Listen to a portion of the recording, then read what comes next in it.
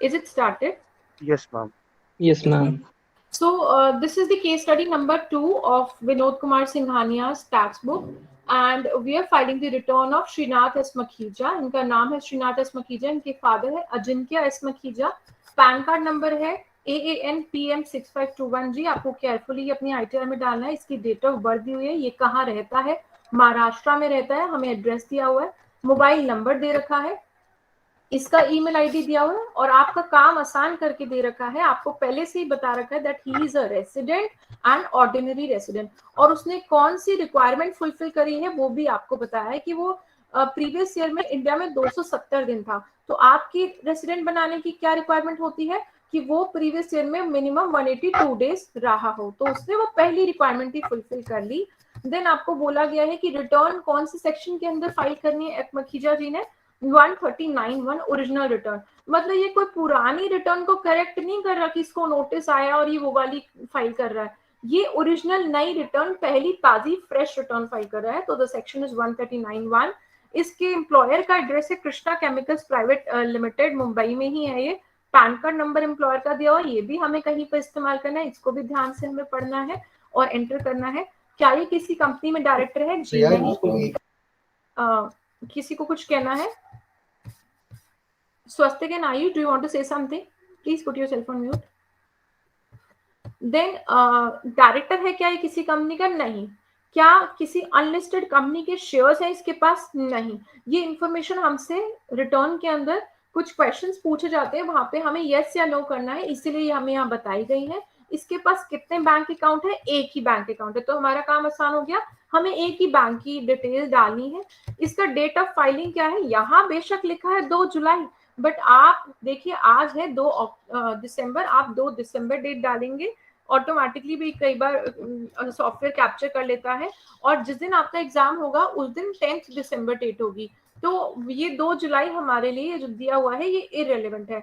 ये place of filing return क्या है? मुंबई. आपको मुंबई मखीजा जी के रहने वाली जगह जो उनका ऑफिस है वही जगह लिखनी है, ना कि जहां आप बैठे. सपोज आप हरियाणा में बैठे तो आप हरियाणा की जो सिटी का नाम नहीं लिखेंगे, आपको मुंबई ही लिखना है.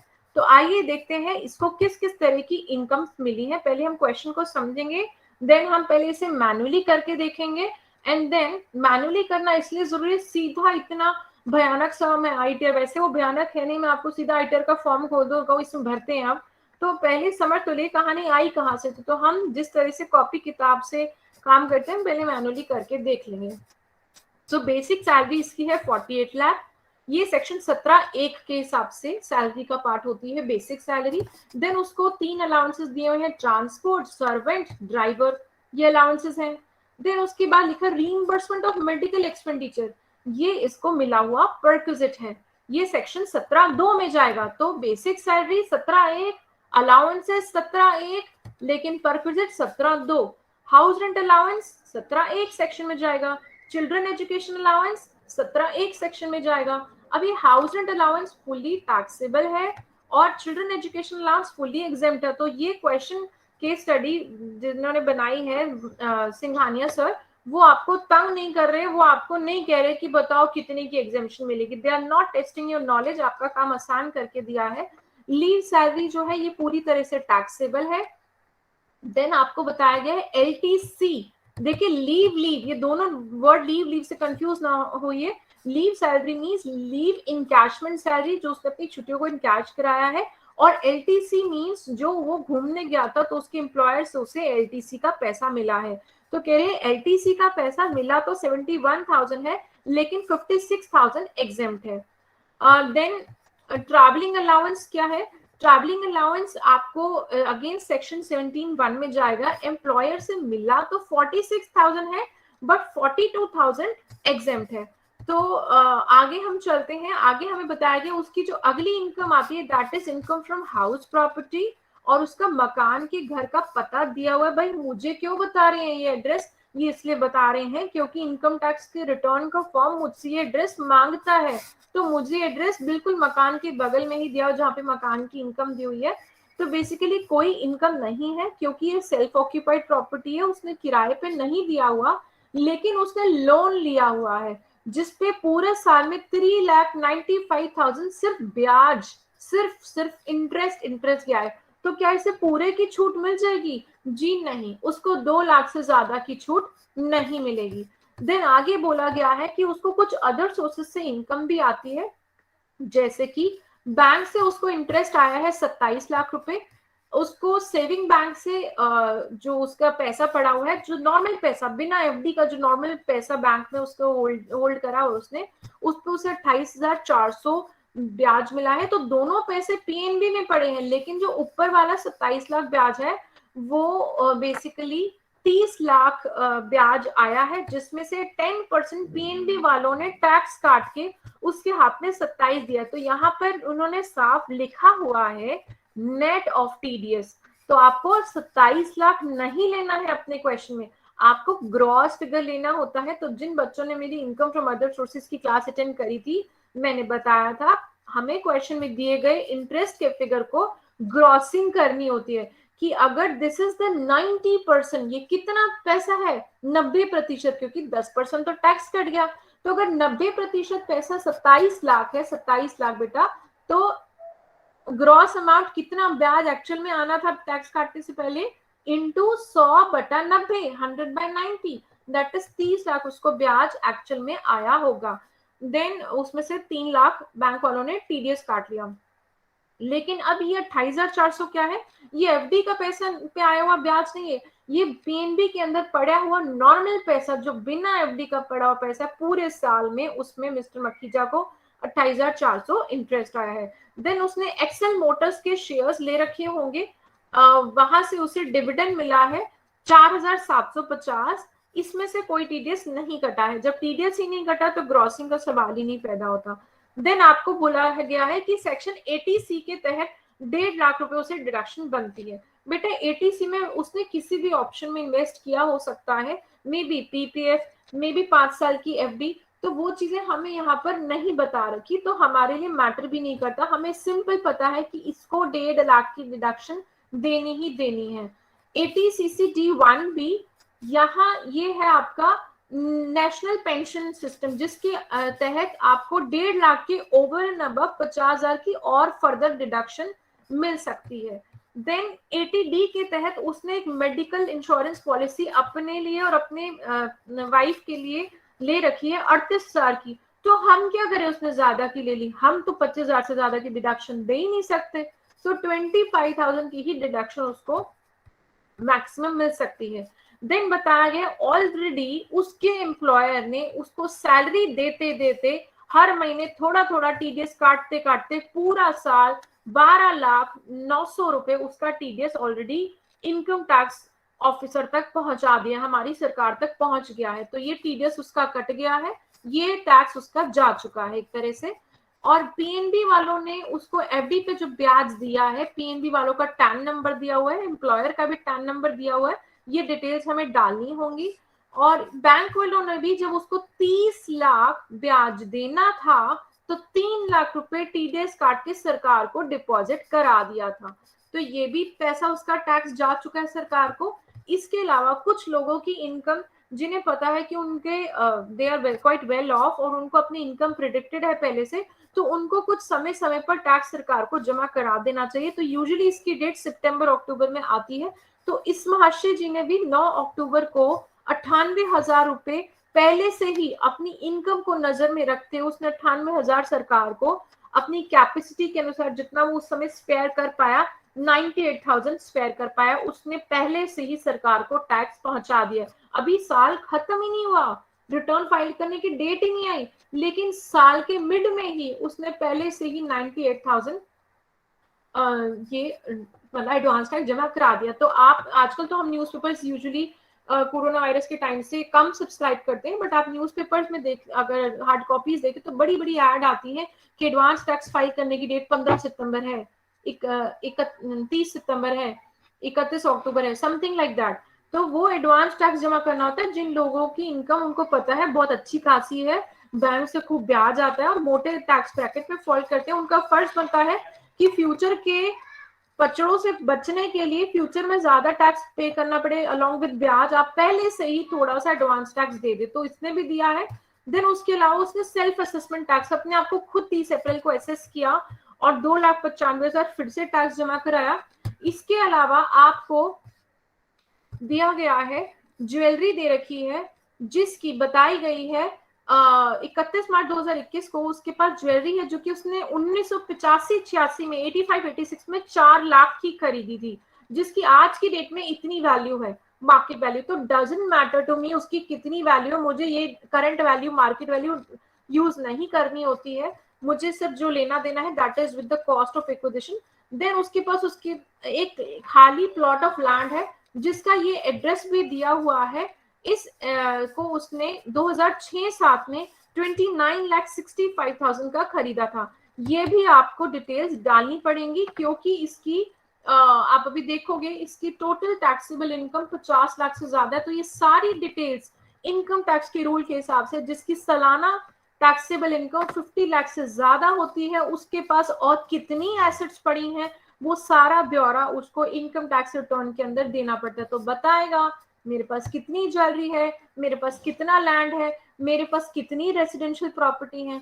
तो उसके पास एक रेसिडेंशियल प्रॉपर्टी है जो कि उसने 85-86 में 2,95,000 की खरीदी थी और उसकी आज की डेट में वैल्यू है 49,86,000, that is 31st March, not आज की डेट, 31st मार्च में उसकी मार्केट वैल्यू इतनी है। तो 31st मार्च की मार्केट वैल्यू चाहे वो ज्वेलरी की हो, चाहे वो लैंड की हो, चाहे वो रेसिडेंशियल हाउस प्रॉपर्टी की हो, मुझे इनका कोई यूज नहीं करना है। देन इसके पास कैश भी पड़ा हुआ है 83,600 जो कि उसे अपने डिटेल्स में डालना होगा। Now tell me one thing, can recording be paused in between? अगर करना चाहे ऐसा हो सकता है, रिकॉर्डिंग के टुकड़े हो जाएंगे या रिकॉर्डिंग वापस से रिज्यूम करी जा सकती है? No, tell me, is it possible? Am I audible? No ma'am, pause नहीं करी जा सकती, वो सेव हो जाएगा फिर। ओके, तो चलिए हम क्वेश्चन स्टार्ट करते हैं। क्वेश्चन अब हम कैसे स्टार्ट कर रहे हैं? देखिए, एक तरीका है कि मैं आपको पेन पेपर पे बताऊं, लेकिन मैं तो आपको लैपटॉप से पढ़ा रही हूँ, तो वापस से मोबाइल से कनेक्ट करना एंड पेपर पे लिखते हुए शो करना थोड़ा मुश्किल हो रहा है। तो बियर विद मी, मेरी थोड़ी टाइपिंग स्पीड स्लो है, कोई प्रॉब्लम नहीं है। देन अब स्लो स्पीड से पढ़िएगा। तो मैं आपको MS एक्सेल में क्वेश्चन करके दिखाती हूँ। Okay, I am not very good in handling this Excel, but still काम चलाओ काम तो मेरा हो ही जाएगा।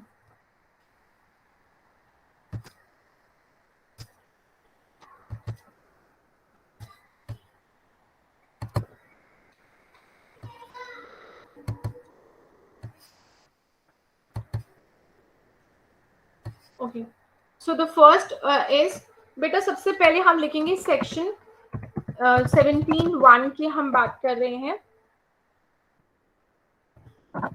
Section 17 subsection 1, this is basic salary.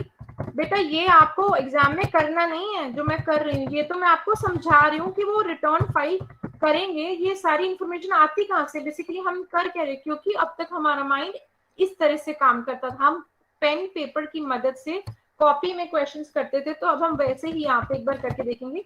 सो इस पर्सन की जो बेसिक सैलरी है दैट इज 48 लाख।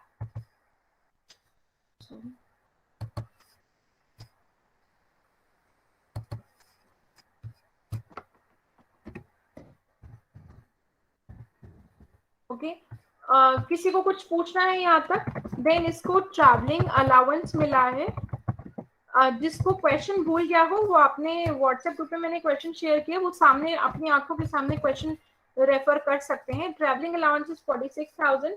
देन उसको HRA भी मिला है, HRA इज 26,000। देन उसको चिल्ड्रन एजुकेशन अलाउंस भी मिला है,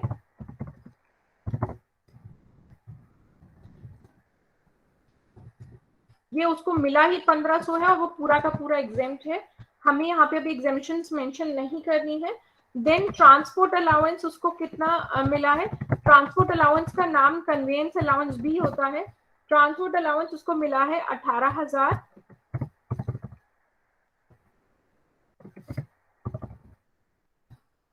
देन ट्रांसपोर्ट अलाउंस के बाद इसको मिला है सर्वेंट अलाउंस। बेटा आपको मेरी स्क्रीन दिख रही है ना? Yes ma'am. सर्वेंट अलाउंस उसको मिला है 12,000। सर्वेंट अलाउंस के बाद नेक्स्ट उसको मिला है ड्राइवर अलाउंस। ये सारे क्या हो गए बेटा, ये सारे जो चीजें हैं ये जाएंगी सेक्शन 17(1) में। इसको कलर चेंज हो सकता है।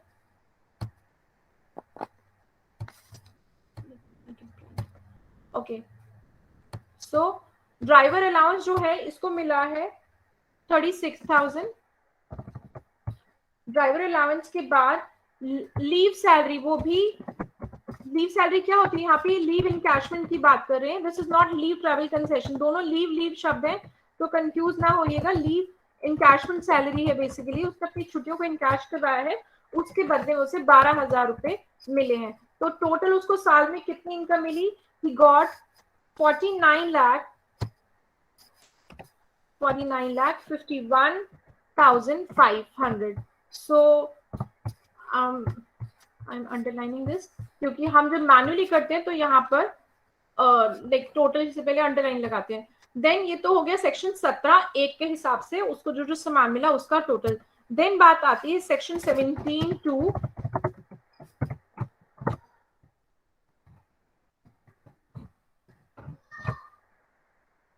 तो these are value of perquisite, उसको क्या क्या चीजें और मिली हैं, उसको बेटा 2 चीजें और मिली हैं। These are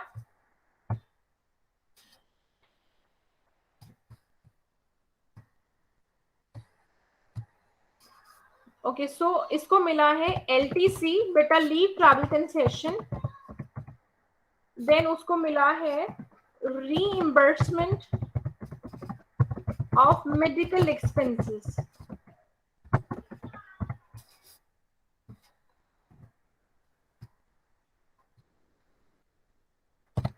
reimbursement of medical expenses, LTC उसको मिला है 71,000 अपने एम्प्लॉयर से, जिसमें से 46,000 समथिंग एग्जेम्प्टेड है, 42,000 अभी वो देख लेते, क्वेश्चन में ही दिया हुआ है। 26,000 रीइंबर्समेंट ऑफ मेडिकल एक्सपेंसेस है। तो इसका टोटल जो हो गया दैट इज, हम इसको अंडरलाइन करेंगे, इन दोनों चीजों का क्या टोटल है, 71 और 26 का टोटल इज 97,000। बेटा आप लोगों को कोई दिक्कत तो नहीं है ना कि मैं पहले एक्सेल में क्यों करा रही हूँ? No ma'am. No ma'am. No ma'am. Then हम बात कर रहे हैं सेक्शन 17(3) की। These are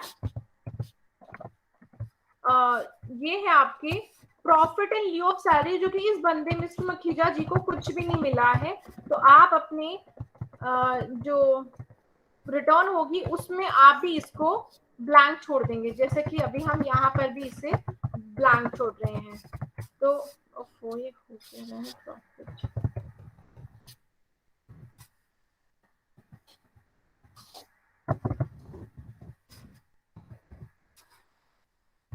So this is nothing, it's blank.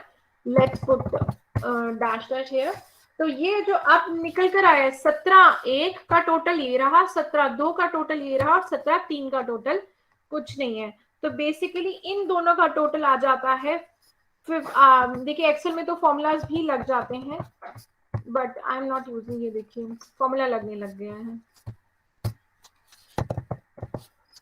क्योंकि हेयर डैश मीन समथिंग ना, नहीं पड़ेगा डैश नहीं। Okay, so the total here is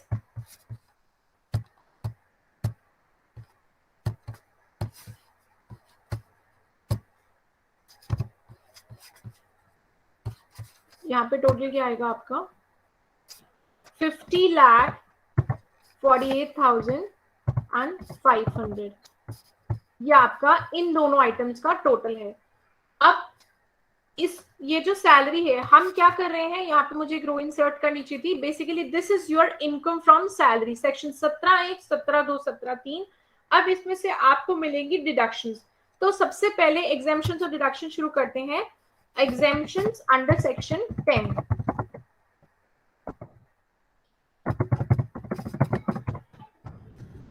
under section 10 क्या क्या एग्जेम्पशंस मिलेंगी बेटा? इसको मिलेगी LTC की एग्जेम्पशन जो कि है 42,000।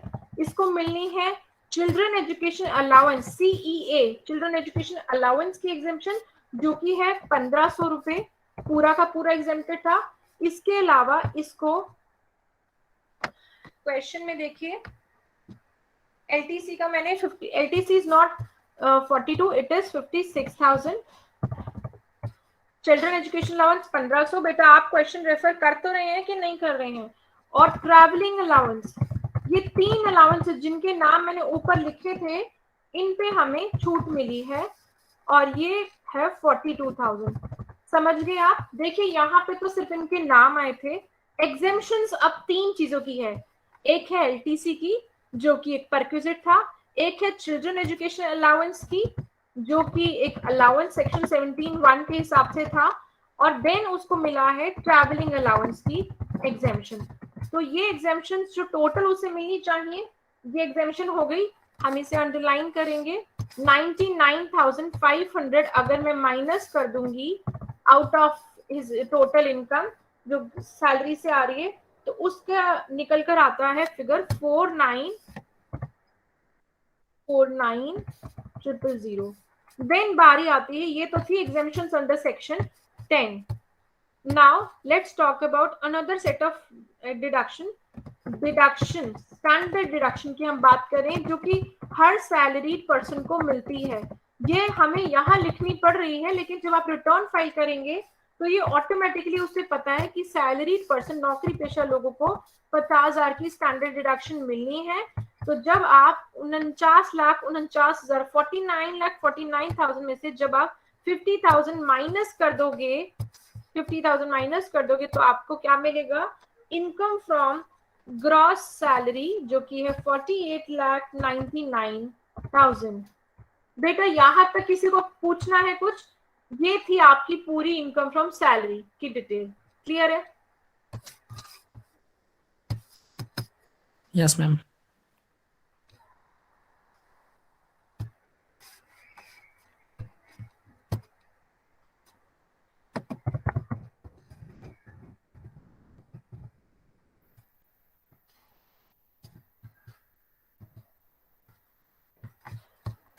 ओके, अब हम बात कर रहे हैं अगली इनकम के बारे में. Why the window is not going? ये क्या निकल कर आया बेटा? इसकी ग्रॉस सैलरी निकल कर आ गई है. ओके, तो अब हम स्टार्ट कर रहे हैं next heading, that is income from house property. अब देखिए ये तो रहता है अपने ही मकान में और उसने उसको किराए पे भी नहीं दिया हुआ, तो उस प्रॉपर्टी की नेट एनुअल वैल्यू जो है, नेट एनुअल वैल्यू इज निल. जब आप प्रॉपर्टी की नेट एनुअल वैल्यू निल है, उसमें से आप लेस कर रहे हैं, माइनस कर रहे हैं, minus interest on borrowed capital, जो कि क्वेश्चन कहता है 3,95,000 है. आप सारा तो नहीं लेस कर सकते, 2 लाख से ज्यादा तो ले ही नहीं सकते. तो जब आप 2 लाख माइनस करोगे तो आपका आंसर कितना आएगा? आउटर कॉलम में आपका आंसर आ जाएगा, लॉस फ्रॉम हाउस प्रॉपर्टी आया है 2 लाख रुपए.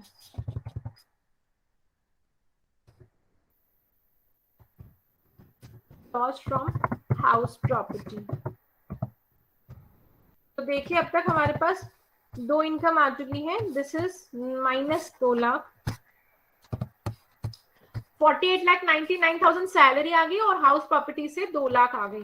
देन उसका कैपिटल गेन इस क्वेश्चन में है नहीं. देखो अब ये माइनस 2 लाख लिखने से उसने फॉर्मूला स्टार्ट कर दिया.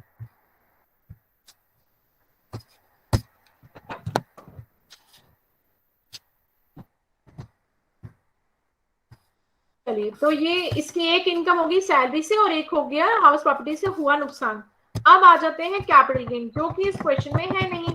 तो कैपिटल गेन का जो भी शेड्यूल होगा आप वहां पर कुछ नहीं भरोगे. This is nil for him. ना ही उसको शॉर्ट टर्म है कोई कैपिटल गेन, ना ही लॉन्ग टर्म है. देन अगली हेडिंग आती है income from other sources.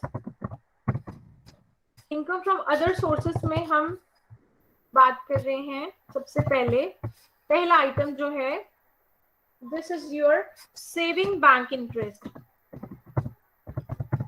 Saving bank का जो इंटरेस्ट उसको पीएनबी से मिला है, जो उसके बैंक में बस ऐसे ही पैसे पड़े हुए बिना एफडी के 28,400. देन उसको जो एफडी से मिला है हम उसको ग्रॉस करेंगे. देखिए तभी मैंने शब्द लिखा है gross bank FD interest. I hope आपको क्वेश्चन याद है, जो भी हम क्वेश्चन देख रहे थे ये आपको याद है। इसमें हमने सारी सैलरी के सारे आइटम्स कर डाले हैं, हाउस प्रॉपर्टी सारी कर ली है। अब मैं आ गई हूँ इधर अदर सोर्सेज में, ऊपर का सारा काम हम कर चुके हैं। अदर सोर्सेज में 28,400 में डाल चुकी हूँ। अब मुझे ये इंटरेस्ट 27 लाख दिया हो, बट मुझे 27 नहीं लेना, ये नेट अमाउंट है, मुझे ग्रॉस लेना है। और डिविडेंड, ये चीजें मुझे एंटर करनी है। तो दिस इज 30 लाख। ये कैसे आया, लेट मी री शो यू। जो मैंने अभी बताया था ये ऐसे आया, पता नहीं लाइक मैं यहाँ पे ये लिख पाऊंगी कि नहीं। Bracket start 27 lakh into 100 divided by 90 bracket close.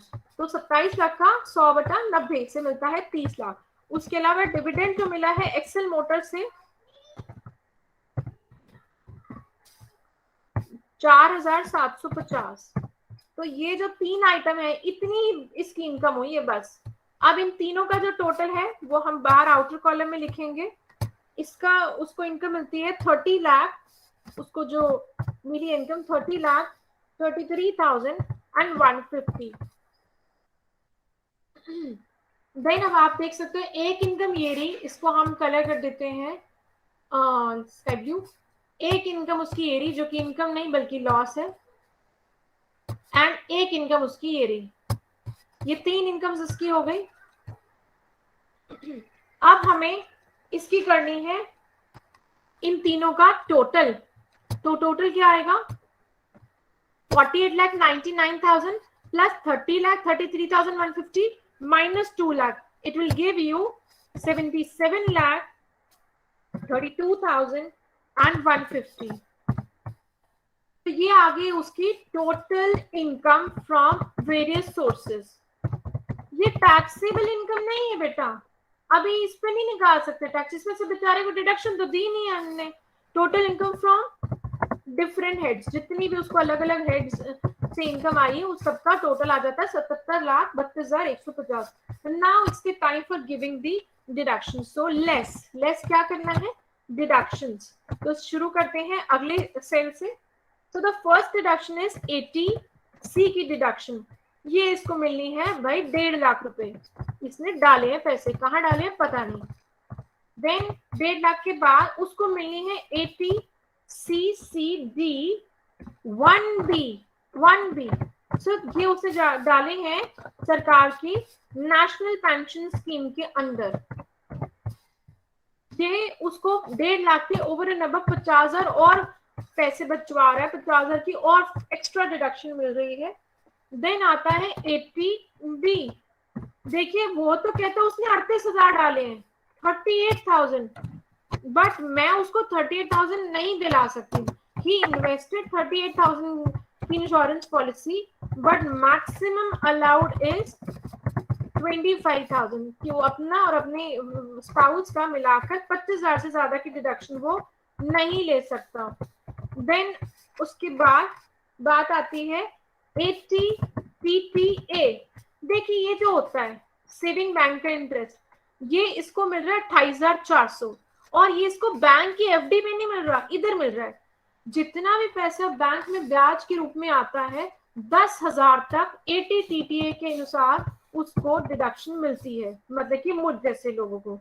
लेकिन जो बुजुर्ग होते हैं, सीनियर सिटीजन होते हैं, उनको ना सिर्फ सेविंग बैंक के ब्याज पे बल्कि बैंक के जो नॉर्मल एफडी में पड़े हुए पैसे हैं, इन दोनों में टोटल मिला के ये 10,000 नहीं बल्कि 50,000 तक सरकार से डिडक्शन क्लेम कर सकते कि इतने भी हम टैक्स नहीं देंगे। तो उनके लिए फिगर, पहली बात बुजुर्गों के लिए 50,000 है, दूसरी चीज उनके लिए सिर्फ बैंक की इंटरेस्ट कवर नहीं होता, उसमें एफडी भी होती है, लेकिन हमारे लिए सिर्फ इंटरेस्ट कवर होता है and it is 10,000 for us. So the total deduction is 1.5 lakh, 50,000, 25,000, 10,000। इन चारों का टोटल कितना होगा, आउटर कॉलम में हम लिखेंगे 2,35,000। सो ये थी उसकी total income from various different heads. Let's make it a different colour. अब उसमें से उसको मिल गई है इतने की छूट, तो अब उसको कितने पे टैक्स देना है? 74,97,150 पे उसको टैक्स देना है। अब बात आती है स्लैब रेट्स की। बेटा जो इस तरीके से मैं आपको बात बता रही हूँ, आपको क्लियर हो रही है? हम सीधा रिटर्न फाइल करनी अभी नहीं शुरू कर रहे हैं, पहले हम क्वेश्चन को जरा अपने अंदर उतार तो लें, समझ तो लें, लेकिन आपके पास एग्जाम में इतना टाइम नहीं होगा कि इस तरह की एक्सेल शीट आप बनाएं, लेकिन आपको मेंटली पता है कि ये ऐसे ऐसे अलग अलग हेड से इनकम टोटल हो रही है और नीचे डिडक्शन मिलेंगी, उसके बाद टैक्स की कैलकुलेशन होगी। तो हम जो कर रहे हैं, are you satisfied with the thing? आपको क्लियरली समझ आ रहा है सब कुछ? बेटा are we connected? Yes ma'am. Yes ma'am.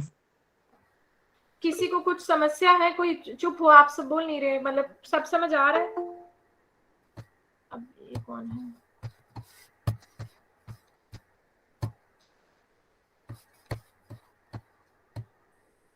Okay so देखिए बेटा, कोई कुछ कहना चाहता है? No ma'am. Okay, up to 2.5 lakh sorry, up to 2.5 lakh no entry, no tax. मैं स्लैब रेट मेंशन कर रही हूँ ना। फिर 2.5 से जो 5 होते हैं, 2.5 लाख से टू 5 लाख, उसको कितना परसेंटेज टैक्स देना होता है? 5%। 5% का मतलब उसको कितना देना है? 12,500। दैट इज 2.5 लाख का 5%। 5 लाख माइनस 2.5 लाख 5%। देन 5 लाख से 10 लाख, 5 लाख टू, बच्चे डिस्कनेक्ट हो रहे हैं क्या? बेटा आप लोगों को क्लास लेंदी होगी, आप लोगों को कोई दिक्कत तो नहीं है ना? You are here with me ना? आप जा तो नहीं रहे, एग्जिट तो नहीं करेंगे? No ma'am. No ma'am. No ma'am. ठीक है, तो 5 लाख से 10 लाख तक, 5 लाख से 10 लाख तक उसको कितना परसेंटेज टैक्स देना है? 20%। मतलब कि 10 और 5 के बीच में कितनी इनकम आती है? 5 लाख रुपए की इनकम आती है। 5 लाख का 20% मतलब कि 1 लाख रुपए टैक्स बन गया उसका इस पोर्शन के लिए। देन आ जाते हैं अगली, 10 लाख से उसकी इनकम कितनी ऊपर है? 74,97,150, मतलब कि 64 लाख अबव है। तो जो नेक्स्ट अबव 10 लाख है, अबव 10 लाख, उसको कितना परसेंटेज पे टैक्स देना है? 30% पे टैक्स देना है। 30% पे उसे जो 30% पे जो टैक्स देना है, उसके हिसाब से उसका टैक्स बन जाता है 19,49,145। ये इसका बन जाता है। तो ये 12,500, 1 लाख और 19 लाख, दिस इज 19 लाख, हाँ 19,49,145, उसका टोटल टैक्स जो बनता है 20,616, नॉट 616, 20,61,645 रुपए, 20,61,645। ये इसका बनता है टोटल टैक्स लायबिलिटी। बट ये भी अभी फुल एंड फाइनल नहीं है, क्योंकि इसमें हमने अभी तक उसके वो नहीं जोड़े हैं। अब ये कैसे होगा? इसमें डलेगा, सिंस उसकी इनकम, टैक्सेबल इनकम 74 लाख थी, मतलब कि 50 लाख से ज्यादा थी, तो उसको सरचार्ज भी देना है। तो प्लस करेंगे हम सरचार्ज,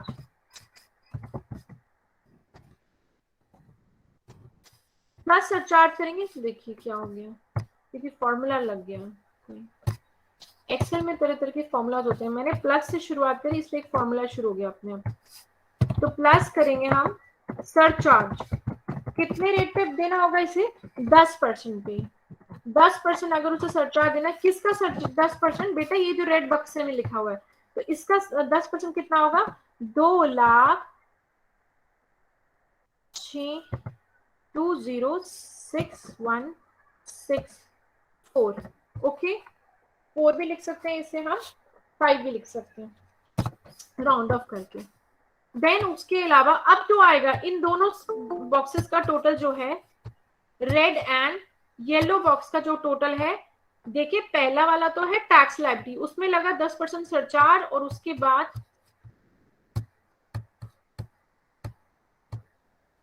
सरचार्ज लगने के बाद उसको देना है 4% हेल्थ एंड एजुकेशन सेस।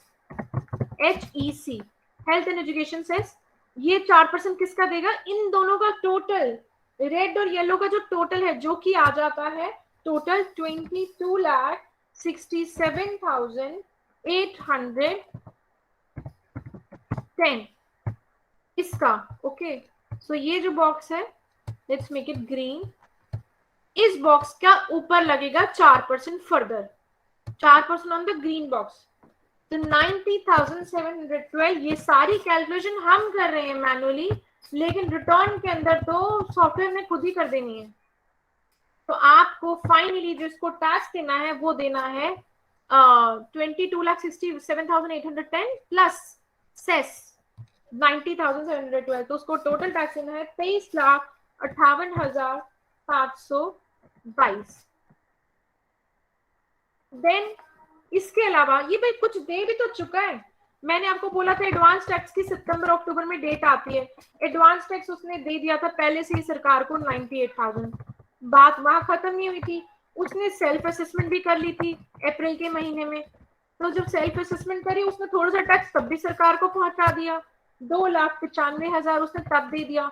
उसके अलावा बात फिर खत्म नहीं हुई, उसके बैंक वालों ने भी टीडीएस काटा है, उसके बैंक वालों ने भी टीडीएस काटा है, टीडीएस बाय बैंक जो कटा है। तो बैंक वालों ने टीडीएस काटा है 3 लाख रुपए, 30 लाख जो ब्याज दिया था एफडी के ऊपर, उसमें से 3 लाख उन्होंने काट लिया था। फिर टीडीएस तो एम्प्लॉयर ने भी काट लिया।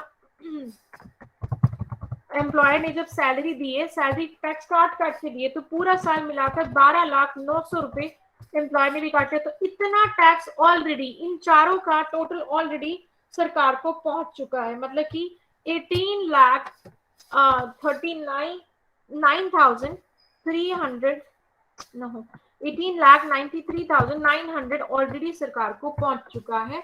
तो बचा हुआ उसने अब देना है, कितना देना है? दिस बॉक्स विच इज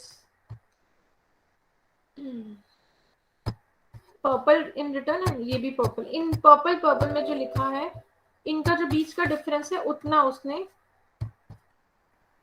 सरकार को देना अभी बाकी है। तो मैंने माइनस करके रखा नहीं है, ये जरा माइनस करिए, बताना जरा कितना आएगा।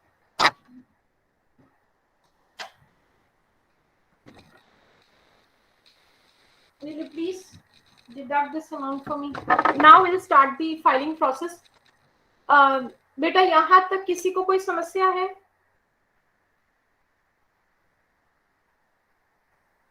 बेटा आर वी कनेक्टेड, क्या आप सुन रहे हैं? Yes ma'am. Yes, ma'am. बेटा Yes, ma'am. यहाँ तक किसी, अच्छा अब आप कहोगे मैम क्वेश्चन में तो आपने बड़ी चीजें पढ़ाई थी, आपने सब कुछ तो कराया नहीं यहाँ पे। बेटा हमने तो अभी उसको सिर्फ टैक्स निकालना सीखा है ना। भला जो मैनुअली क्वेश्चन है, मुझे उसमें उसके पैन कार्ड का, उसके नाम का, उसके घर के पते का या उसके बैंक अकाउंट का क्या करना है? मुझे उसकी सैलरी चाहिए थी, हाउसिंग प्रॉपर्टी की इनकम चाहिए थी, अदर सोर्सेज की इनकम चाहिए थी, और उसने कहाँ कहाँ पैसे इन्वेस्ट करके डिडक्शंस क्लेम करता है, और कितना पैसा उसका एम्प्लॉयर काट चुका है, कितना बैंक काट चुका है, और कितना खुद जमा करा चुका है एडवांस टैक्स और सेल्फ असेसमेंट टैक्स में।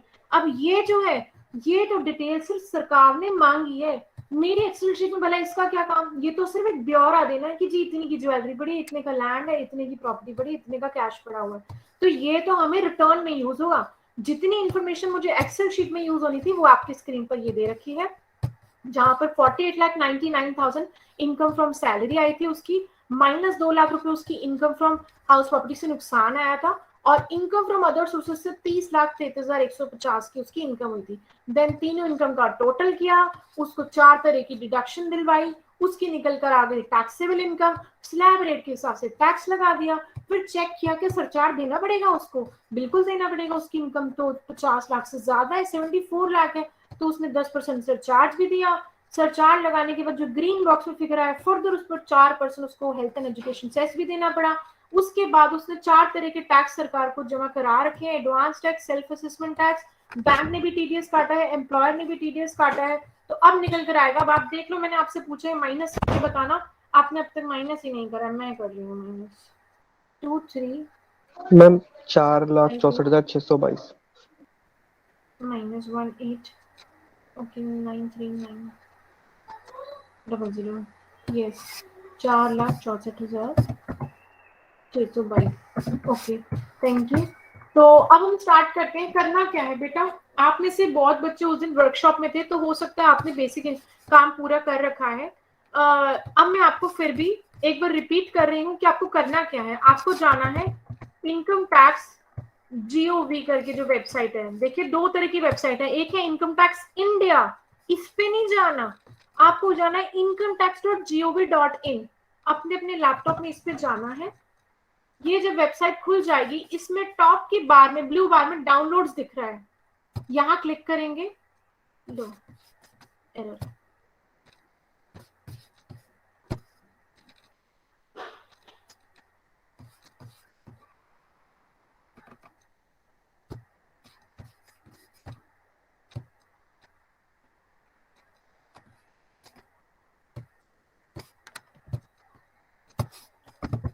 आप में से कितनों ने ऑलरेडी डाउनलोड कर लिया है?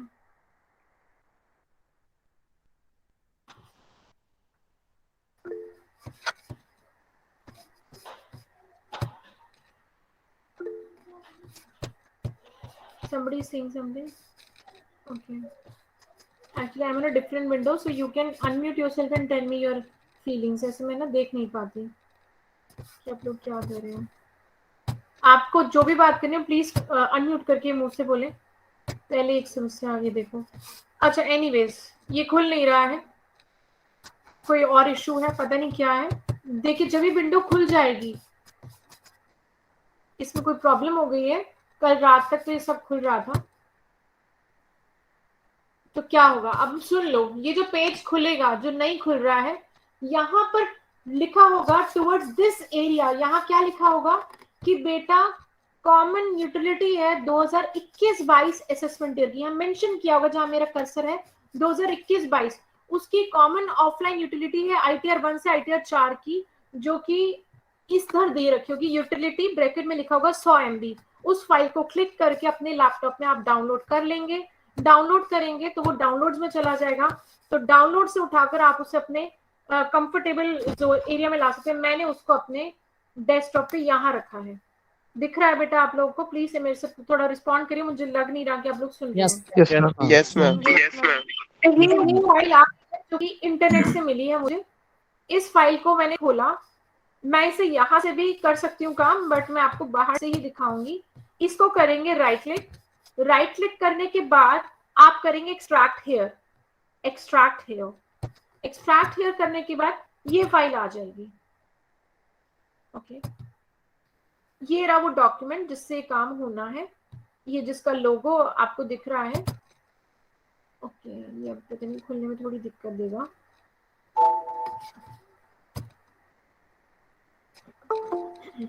ऐसे इनिशियल इंस्टॉलिंग लिखा आएगा और आपका वो विंडो खुलने लगेगा। इस विंडो ने मुझे 1.5 दिन परेशान किया है। आपको सिमिलर परेशानी आए तो मैं उसका हल बता देती हूँ, मेरा कैसे सॉल्व हुआ था।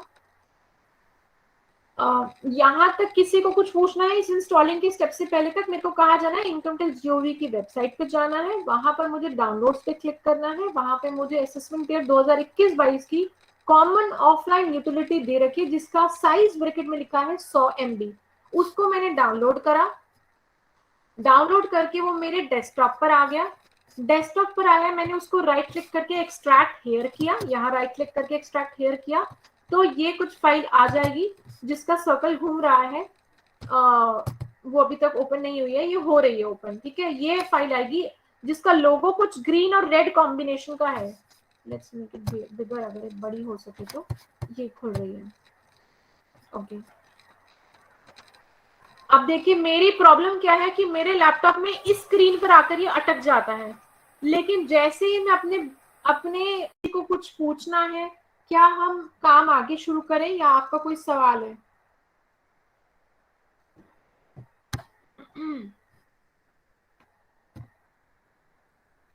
बेटा रिकॉर्डिंग हो रही है ना, और या नहीं हो रही? हो रही मैम। मैम हो रही है। तो बेटा प्लीज आप मुझे बताइए कि आपको कुछ नहीं पूछा तो आपको समझ आ गई जितनी बात अब तक करी है? Rather, please Yes, ma'am. put down your hand if you do not want to ask anything. Okay. तो चलिए अब हम स्टार्ट करते हैं। ऐसी वेबसाइट आ जाएगी। क्या करना था, इनकम टैक्स जीओवी की वेबसाइट पे जाना था। उसमें कुछ इस एरिया की तरफ असेसमेंट ईयर 21-22 के नीचे एक यूटिलिटी दी हुई है जिसके ब्रैकेट में स्वयं भी लिखा है। उसको डाउनलोड करके डेस्कटॉप पर ले आना है ताकि आप बार बार भागे नहीं उसके साथ, और उसको राइट क्लिक करके एक्सट्रैक्ट हियर करना है। तो कुछ इस तरह की फाइल आ जाएगी और यहाँ पे करेंगे कंटिन्यू।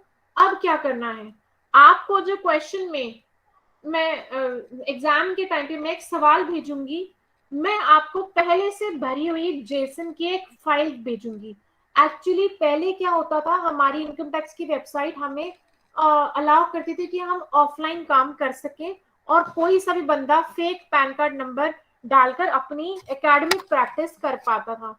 लेकिन अब ऐसा नहीं है, अब एक वाकई में पैन कार्ड होना चाहिए, उसी से ये फाइल चलती है, उसी से ये वर्क करता है। और इस समय हम जब कर रहे हैं, हम इंटरनेट से जुड़े हुए हैं। आप मेरा कर्सर देख सकते हैं, यूटिलिटीज कनेक्टेड ऑनलाइन। तो इंटरनेट से जुड़े हुए हैं, हम जो कर रहे हैं वो इनकम टैक्स की वेबसाइट पे ऑनलाइन हो रहा है, ऑफलाइन नहीं हो रहा है। तो यहाँ पे मैं क्लिक करूंगी फाइल रिटर्न्स। फाइल रिटर्न्स पे क्लिक करने के बाद मुझे क्या करना है, इंपोर्ट प्री फिल्ड डेटा। अब आप कहोगे मैम ये प्री फिल्ड डेटा कौन सा है, ये पहले से भरा हुआ डेटा है जो कि मखीजा जी की एक फाइल मुझे तैयार करके मेरे पास लैपटॉप में है। ऐसी ही फाइल आपको एग्जाम में क्वेश्चन पेपर के साथ में भेजूंगी, उसी फाइल का इस्तेमाल करके आप काम करेंगे। तो मैंने करा है इंपोर्ट, क्या करा है इंपोर्ट, इसको हम इंपोर्ट करेंगे। बेटा किसी को कुछ पूछना and continue, any question please. Ma'am आप ये इम्पोर्ट वाले तक कैसे आए, आप एक बार प्लीज रिपीट कर सकते हो? या बेटा मैं पहले होम पे थी, मैंने कंटिन्यू पे क्लिक किया था। ओके, मैंने कंटिन्यू का बटन दबाया था, उस पेज पे मैं दोबारा नहीं जा पा रही हूँ। कंटिन्यू पे क्लिक करने के बाद वो मेन पेज था, फाइल रिटर्न्स। फाइल रिटर्न्स करने के बाद 3 ऑप्शन स्क्रीन पे दिख रहे हैं, इसमें बीच वाला ऑप्शन इंपोर्ट। इंपोर्ट पे क्लिक करके कंटिन्यू, ये क्या कह रहे हैं, on click of this option the pre-field data already saved by you on your system. देखिए जो रियल लाइफ में अपनी रिटर्न फाइल करेंगे उनका प्री-फिल्ड जेसन उनके पास पड़ा हुआ होगा, जैसे कि मेरे पास मेरा होगा। तो यहाँ पर जो क्वेश्चन आपको एग्जाम में 10 दिसंबर को मिलेगा उसकी प्री-फिल्ड जेसन मैं आपको भेजूंगी, वो खुद भी क्रिएट कर सकते हैं। तो मैं कर रही हूँ कंटिन्यू। अब वो पूछ रहे पैन कार्ड नंबर क्या है, तो जो हमारे मखीजा जी का पैन कार्ड नंबर है वो हम यहाँ से क्वेश्चन से ले लेंगे। मखीजा जी का पैन कार्ड नंबर क्या है, it is AANPM 6521G। AANPM 6521G। 2021-22 की असेसमेंट ईयर फिल करनी है, प्रोसीड। वो कह रहे हैं आपने, मैंने कल रात को इसे करके देखा था ना, तो कह रहे हैं ऑलरेडी एक फाइल सेव्ड है, क्या आप न्यू फाइलिंग करना चाहते हैं? यस, मैं आपको सिखा रही हूँ, मुझे पुरानी से कोई लेना देना नहीं, मैं दोबारा ताजा करना चाहती हूँ। तो कह रही है बताइए वो कहाँ पड़ी है आपकी फाइल जो प्री फिल्ड है। ये प्री फिल्ड आपको एग्जाम वाले दिन कौन देगा, मैं दूंगी। ओके, किसी ने रिक्वेस्ट भेजी थी।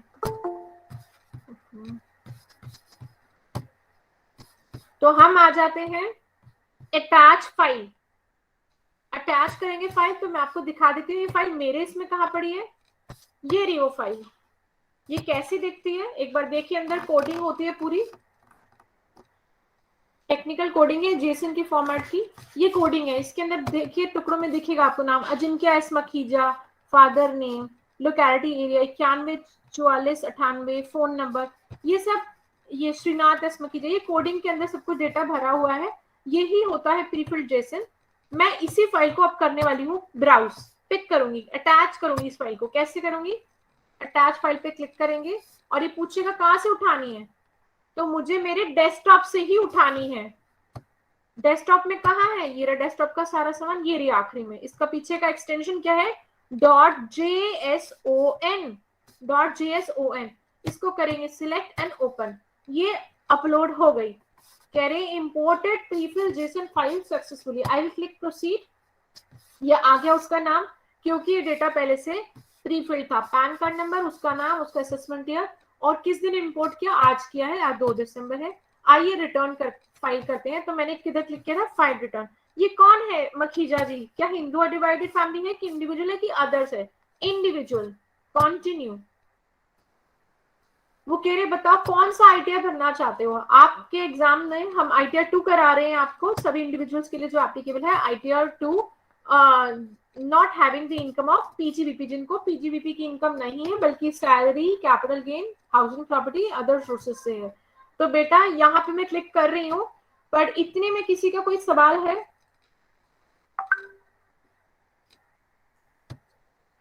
No ma'am. No ma'am. अच्छा, तो आप मुझे ना मैसेज भी कर रहे हैं शायद, नहीं व्हाट्सएप कर एक बच्चे ने। तो मैंने जब क्लिक किया था कंटिन्यू पे, तो अब आ गया है, आपको स्टेप्स दिखा रहे हैं। कह रहे सबसे पहले तो आपको वैलिडेट करना है आपकी प्री फिल्ड इंफॉर्मेशन को कि सही भरी हुई है कि नहीं। फिर आपको अपनी जो रिटर्न की जो समरी होगी उसको कंफर्म करना है। देन आपको लास्ट में वेरीफाई करना है एंड सबमिट करना है। देखिए क्लास के दौरान ना मैसेज ना करे, अगर ये बात नहीं बच्चे ने समझ नहीं आती और मैसेजेस करे, फिर मैं डिस्ट्रैक्ट होती हूँ। मैं देखना चाहती हूँ बच्चे क्या लिख रहा है, लेकिन मैं आपको पढ़ा रही हूँ, ऐसे मैं परेशान हो जाती हूँ। अच्छा, वो पूछ रहे हैं आपसे कि आप ये रिटर्न किस वजह से फाइल कर रहे हैं, what is the reason of filing the income tax return. क्या आपकी इनकम एग्जेम्पशन लिमिट से ज्यादा है इसलिए? जी हाँ। या आपने डिपॉजिट द अमाउंट और aggregate amount 1 crore in one or more current account during the previous year. आपने पिछले सालों में 1 करोड़ से ज्यादा अमाउंट अपने करंट अकाउंट में डाली है। या आप अपने ट्रैवल घूमने के लिए गए थे, ट्रैवल करने के लिए गए थे फॉरेन कंट्री में, तो 2 लाख से ज्यादा रुपया आप खर्चा करके आए, आप इसलिए रिटर्न फाइल कर रहे हो। या आपका इलेक्ट्रिसिटी का बिल भी पिछले साल 1 लाख से ज्यादा है इसलिए फाइल कर रहे हो, मतलब ये भी ऐसा भी कुछ हुआ है। तो आपका ऐसा कुछ भी ऑप्शन नहीं है, आपका पहला वाला ऑप्शन है। आप इनमें से किसी भी कंडीशन को फुलफिल नहीं करते, आप मतलब मखीजा जी। तो हम आगे चलते हैं, अपने कंटिन्यू पे क्लिक करेंगे। यहाँ तक आई होप सबको सब कुछ समझ आ रहा है। अब क्या करना है, इन्होंने 15 शेड्यूल ऑटोमेटिकली सिलेक्ट करके दे रखी हैं। ये शेड्यूल क्या होते हैं? शेड्यूल शब्द का मतलब होता है टेबल। हमें इनके सिलेक्ट करे हुए शेड्यूल से कोई मतलब नहीं है। मुझे अपने हिसाब से अपने मखीजा जी की जो अलग अलग इनकम्स हुई हैं उसके हिसाब से मुझे जरूरत वाली सारी टेबल्स चुननी है तो चुननी है। तो सबसे पहला सेक्शन क्या है, इसका नाम है जनरल। जनरल में 2 चीजें दे रखी हैं, जनरल इंफॉर्मेशन और पोर्टुगीज सिविल कोड। मुझे उस दूसरे वाले से कोई लेना देना नहीं है, मुझे पहले वाले से लेना देना है। ये शेड्यूल इन्होंने मेरे हिसाब से बिल्कुल परफेक्ट सिलेक्ट कर रखा है। आइए चलते हैं अगले टैब पर। अगला टैब का नाम क्या है, इनकम। इनकम में इन्होंने 6 टेबल ऑलरेडी सिलेक्ट कर रखी है। तो सबसे पहले क्या करोगे, आप सबको कर दोगे डी सिलेक्ट। 2 बार आप यहाँ पे क्लिक करोगे, ये सारे हो गए गायब। आप अपने हिसाब से चूज करेंगे बेटा। यहाँ तो बहुत 15-17 टेबल के नाम दे रखे हैं, लेकिन मखीजा जी के लिए सारा तो नहीं चाहिए ना। तो सबसे पहला टेबल चाहिए सैलरी, हाँ मुझे सैलरी की इंफॉर्मेशन डालनी है। मुझे दूसरा टेबल चाहिए हाउसिंग प्रॉपर्टी, मुझे इसकी भी इंफॉर्मेशन डालनी है। मुझे तीसरा टेबल कैपिटल गेन नहीं चाहिए, मखीजा सर को कैपिटल गेन की कोई इनकम लॉस कुछ नहीं हुआ। 112 ए नहीं चाहिए, 115 एडी नहीं चाहिए। अदर सोर्सेज चाहिए क्योंकि एफडी की भी इनकम हुई इससे, डिविडेंड की भी इनकम हुई इससे, और 28,400 उसको बैंक से ब्याज भी आया था। क्या इसकी इनकम को किसी पत्नी या पति की इनकम में, माइनर बच्चे की इनकम में क्लबिंग करनी? नहीं, कुछ नहीं करनी। मुझे क्या इसको कोई स्पेशल इनकम भी हुई है? नहीं, कुछ नहीं हुई। क्या मुझे exempt income which is not included in the total income, क्या मुझे ये सिलेक्ट करना है? नहीं करना। ये पीटीआई, एफएसआई, ये मुझे कुछ भी सिलेक्ट नहीं करना। तो मुझे चाहिए क्या, टोटल 3 शेड्यूल चाहिए। एक है आपका सैलरी, हाउस प्रॉपर्टी और अदर सोर्सेस। इतना करने के बाद अगले टैब पे चलते हैं। अगला है डिडक्शंस। डिडक्शंस, क्या इसने कहीं दान दिया था, डोनेशन दी है? नहीं। क्या इसने किसी रूरल डेवलपमेंट के लिए दान दिया है, साइंटिफिक रिसर्च और रूरल डेवलपमेंट के लिए? नहीं, बिल्कुल भी नहीं। क्या इसने कहीं मेडिकल इंश्योरेंस की पॉलिसी ली थी? हाँ, इसने ली थी। देन क्या इसको सेक्शन 80C के तहत इसने कहीं 1.5 लाख डाले थे? बिल्कुल डाले। क्या इसने एनपीएस में कहीं पैसे डाले? हाँ डाले।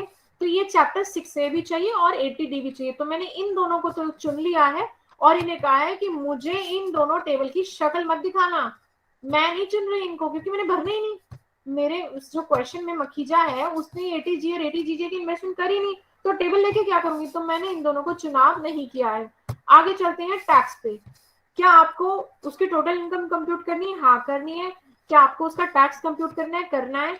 मुझे उसकी टैक्स पेमेंट भी भरनी है, कितना उसने एडवांस टैक्स पहले से दे रखा था, कितना सेल्फ असेसमेंट टैक्स दे रखा था, ये सब इन्फॉर्मेशन बिल्कुल मुझे भरनी है। मुझे टीडीएस भरना है, मुझे टीसीएस, ये हटेगा ही नहीं, मुझे टीसीएस नहीं भरना, बट ये हटता नहीं। कुछ चीजें इसमें ऑटोमेटिकली चुनी हुई है, वो हटती ही नहीं हटती तो कोई बात नहीं, पड़ी रहेंगी। तो हम कुछ चीजों को जब टिक करते हैं ऑटोमेटिकली बगल की चीजें टिक हो जाती हैं, तो नो प्रॉब्लम, आप उसको आने दीजिए। मुझे चाहिए तो सिर्फ ऊपर वाले दो, लेकिन ये जबरदस्ती आ रहा है, कोई बात नहीं, आ जाने दो। उसके बाद आगे चलते, आखिरी रह गया है अदर्स। देखिए मैंने क्या क्या चुना है अब तक। मैंने कहा है मैं जनरल में 1 टेबल भरूंगी, मैं इनकम के सेक्शन में 3 टेबल भरूंगी, मैं डिडक्शन के सेक्शन में 2 टेबल भरने के लिए तैयार हूँ, टैक्स के सेक्शन में मुझे भरनी तो 3 या 4 टेबल है, लेकिन ये 1 टेबल जबरदस्ती फालतू दे रहे हैं, कोई बात नहीं, दे दो। देन हम आगे चलते हैं। क्या उसको कोई प्रीवियस ईयर के नुकसान आप कैरी फॉरवर्ड करके लाए हो? बिल्कुल भी नहीं लाए। ब्रॉड फॉरवर्ड करके ले जाने मतलब नुकसान, ऐसा कुछ भी नहीं है। तो ये जब ऊपर के 3 है ये हटते ही नहीं, जबरदस्ती दे रहे, मैंडेटरी, हट ही नहीं रही है। देखो तीनों टिक है, नहीं हट रहे तो जबरदस्ती तो डिलीट हो नहीं सकते, तो हमें वो नहीं हट रहे तो नहीं हट रहे, कोई बात नहीं, पड़े रहने दो। फॉरेन एसेट इसकी कुछ है नहीं, और एएमटी है नहीं, एएमटीसी है नहीं, कुछ भी नहीं है, पर इन्होंने जबरदस्ती 5 टेबल चुन के दे रखी है, और 1 टेबल जो काम की है वो नहीं दे रखी, ये वाली, ये तो चाहिए हमें, शेड्यूल ऑफ एसेट्स लायबिलिटीज। तो इस पेज पे अदर्स के सेक्शन में इन्होंने 5 जबरदस्ती हमें दे दी थी, 1 जो चाहिए थी वो दी नहीं थी, तो 5 इन्होंने दे दी, 1 मैंने ले ली, तो हो गई 6। तो अब टोटल मुझे 17 टेबल आगे चल के अगले पेजेस में भरने होंगे। तो ये पूछ रहे हैं क्या 17 चुने आपने ठीक करा है? हाँ बिल्कुल ठीक किया। अब आगे चलते हैं, 17 टेबल को चुनाव करके कि मैं ये 17 पेजेस भरूंगी, कंटिन्यू। यहां तक किसी को कुछ पूछना है? वो आपसे कह रहे हैं कि टैक्स पेयर जो है वो बिल्कुल फ्री है, अपनी एडिशनल टेबल जो उनको जब चूज करनी हो वो कभी भी चूज कर सकते हैं, और ये ध्यान रखिएगा कि इंफॉर्मेशन आपकी डाली गई बिल्कुल सच्ची हो, कंप्लीट हो, एक्यूरेट हो। तो कंटिन्यू। वो आपको कह रहे हैं आपने 17 टेबल चूज करी है, जो आपने सिलेक्शन किया उसके हिसाब से आपसे कुछ सवाल पूछे जाएंगे, आगे बढ़ने के लिए कंटिन्यू पर क्लिक करें। अब आपसे पूछा जा रहा है क्या आप नए टैक्स रिजीम के साथ जाना चाहते हैं? जिस दिन से मैं आपको टैक्स पढ़ा रही हूँ मैंने आपको हमेशा कहा ये नया टैक्स रिजीम, जो लोग 1.5 लाख की इन्वेस्टमेंट करते हैं, एनपीएस में डालते हैं, इंश्योरेंस का पैसा लेते हैं, किराए पे रहते हैं, जिनको तरह तरह के अलाउंसेस मिलते हैं उनको अवेल करते हैं, बच्चों की पढ़ाई का अलाउंस, ट्रैवलिंग अलाउंस, तो उनके लिए ये सब ना, ये वाला नया वाला सिस्टम सुटेबल नहीं है। तो अगर वो गलती से इसे चुन लेंगे तो उल्टा फंस जाएंगे, टैक्स ज्यादा देना पड़ेगा। तो आप इसे नो क्लिक करेंगे, देन करेंगे कंटिन्यू। बेटा यहाँ तक किसी का कोई सवाल है? अब वो आगे आपके पास सैलरी के एग्जेम्पशन पे आपसे ना पहले ही पेज पर कुछ सवाल पूछ लिए जा रहे हैं, तो आप अपने क्वेश्चन पे जा सकते हैं, मैं एक्सेल शीट भी दिखा दूंगी। वो पूछ रहे हैं क्या are you eligible to claim the exemption in respect of expenditure incurred on cost of travel on tour or transfer or maintenance of uniform? तो वो कह रहे ट्रैवल, ट्रांसफर, मतलब एक जगह से दूसरी जगह स्थानांतरण हो गया है, ट्रांसफर हो गया किसी एम्प्लॉय का, ये यूनिफॉर्म का कोई अलाउंस मिलता है, क्या आपको उसकी एग्जेम्पशन चाहिए? चाहिए आपको एग्जेम्पशन? बिल्कुल चाहिए। ये देखो मैंने जब भरा था ये, मैंने यहाँ कितनी एग्जेम्पशन लिखी थी ग्रीन सेक्शन के अंदर, एलटीसी, सीईए, ट्रैवलिंग, हाँ जी मैंने 42,000 की छूट ली थी ट्रैवलिंग की, जी चाहिए मुझे। यस, कह रहे कितनी चाहिए? 42,000 चाहिए। आगे चलते हैं, वो पूछ रहे हैं क्या आप कोई स्पेशल कंपनसेटरी अलाउंस, कोई चिल्ड्रन एजुकेशन अलाउंस, कोई हॉस्टल अलाउंस की एग्जेम्पशन लेना चाहते हैं? हाँ लेना चाहती हूँ। कैसे लेना चाहती हूँ? ये देखिए 1500 रुपए, ये मैंने एग्जेम्पशन ली थी, तो ये एग्जेम्पशन मुझे भरनी है 1500। देन उनका अगला सवाल पूछते जाएंगे और हाँ ना का जवाब देता जाना, पैसे भरते जाने। क्या आपको हाउस रेंट अलाउंस की एग्जेम्पशन चाहिए? नहीं चाहिए, ये तो मेरे एप्लीकेबल ही नहीं थी। क्वेश्चन के हिसाब से ये फुली टैक्सेबल है। ये देखिए हाउस रेंट अलाउंस 26,000 ब्रैकेट में लिखा है टैक्सेबल, भैया पूरा टैक्सेबल तो मुझे नहीं चाहिए, इसकी एग्जाम्पशन मुझे नहीं चाहिए, तो मैंने कहा नो। क्या आपको LTA की एग्जाम्पशन चाहिए, लीव ट्रैवल अलाउंस की एग्जाम्पशन चाहिए? यस चाहिए। कितनी है ये leave travel allowance, leave travel concession? 56,000, 56,000।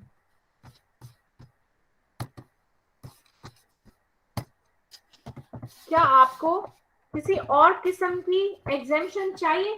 बेटा वो एग्जामिशन पूछ रहे हैं हमसे, ये डिडक्शन नहीं पूछ रही है, तो उन्होंने मुझे ऑटोमेटिकली खुद ही दे देनी है 50,000 की, तो मैं कहूंगी नो। देन हम आगे चलेंगे, कंटिन्यू पे क्लिक करेंगे। यहाँ पे किसी को कुछ पूछना है? मैम हमने ITR 2 सेलेक्ट किया था ना? जी। देन वो आपसे पूछ रहे हैं क्या आपने ATC के तहत कहीं पैसे डाले? भाई इन्होंने नाम तो बताया नहीं था, पर पैसे तो डाले हैं इस बंदे ने। ये देखो इसने बताया ATC के तहत 1.5 लाख रुपए इसने डाले हैं, नाम नहीं बताया कहाँ डाले। हाँ डाले चाहिए, कितने कितने डाले? 1.5 लाख डाले हैं। देन वो पूछे क्या आपने ATCC D2 में कहीं पैसे डाले? नहीं, 2 में नहीं डाले, 1 वाले में डाले जिसकी 50,000 मिलती है। नो। क्या आपने कोई मेडिकल इंश्योरेंस प्रीमियम लिया हुआ है, प्रिवेंटिव हेल्थ चेकअप कुछ लिया हुआ है ATD का तहत? जी हाँ, उसने 38,000 डाल ले रखे मेडिक्लेम पॉलिसी लेके अपनी और अपनी बीवी के लिए। देन वो पूछ रहे क्या आपने क्या हायर एजुकेशन के लिए कोई लोन ले रखा है? नहीं, कोई लोन नहीं लिया। क्या आपने कहीं दान दिया ATG में? नहीं। देन क्या आपने रूरल डेवलपमेंट एरिया के लिए कहीं दान वान दे रखा है? नहीं नहीं, वो ATGG है। ATGG is for political parties. क्या किसी पॉलिटिकल पार्टी को दान दिया? नहीं। क्या आपने rural development scientific research area के लिए कुछ डोनेशन दी है? नहीं। देन क्या आपको कोई और डिडक्शन चाहिए? हाँ चाहिए। कौन सी रह गई? इन्होंने ATTD का नाम ही नहीं लिया, और ATCCD1 तो बोलते ही नहीं है लोग, तो हमें ये वाली चाहिए ATCCD1B। 50,000 एक्स्ट्रा मिलती है इसमें। और क्या चाहिए?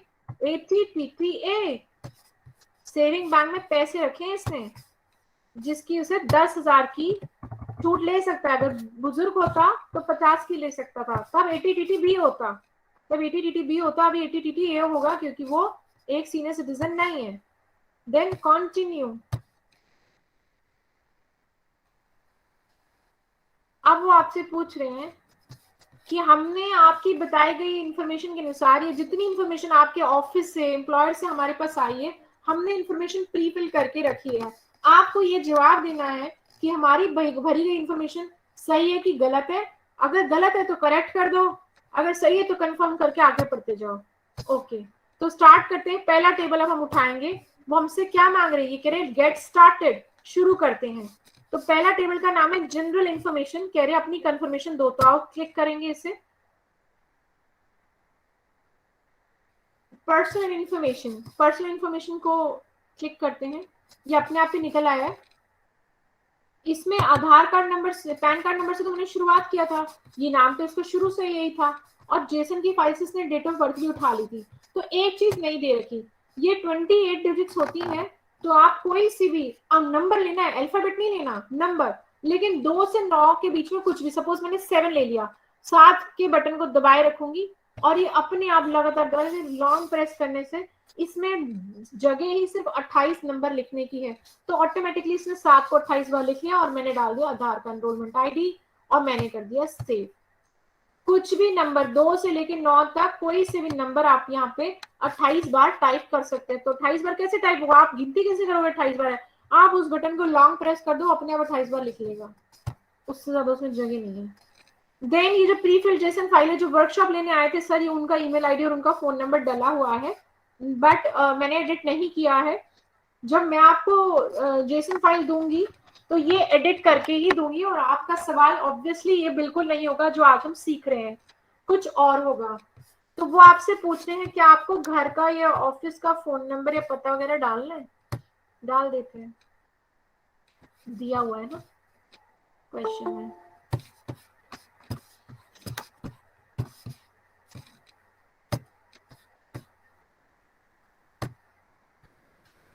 तो हम कहाँ आ गए?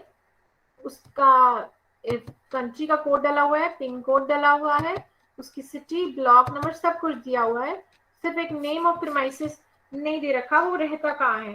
तो हमारे क्वेश्चन के हिसाब से वो रहता है, उसका घर का पता है,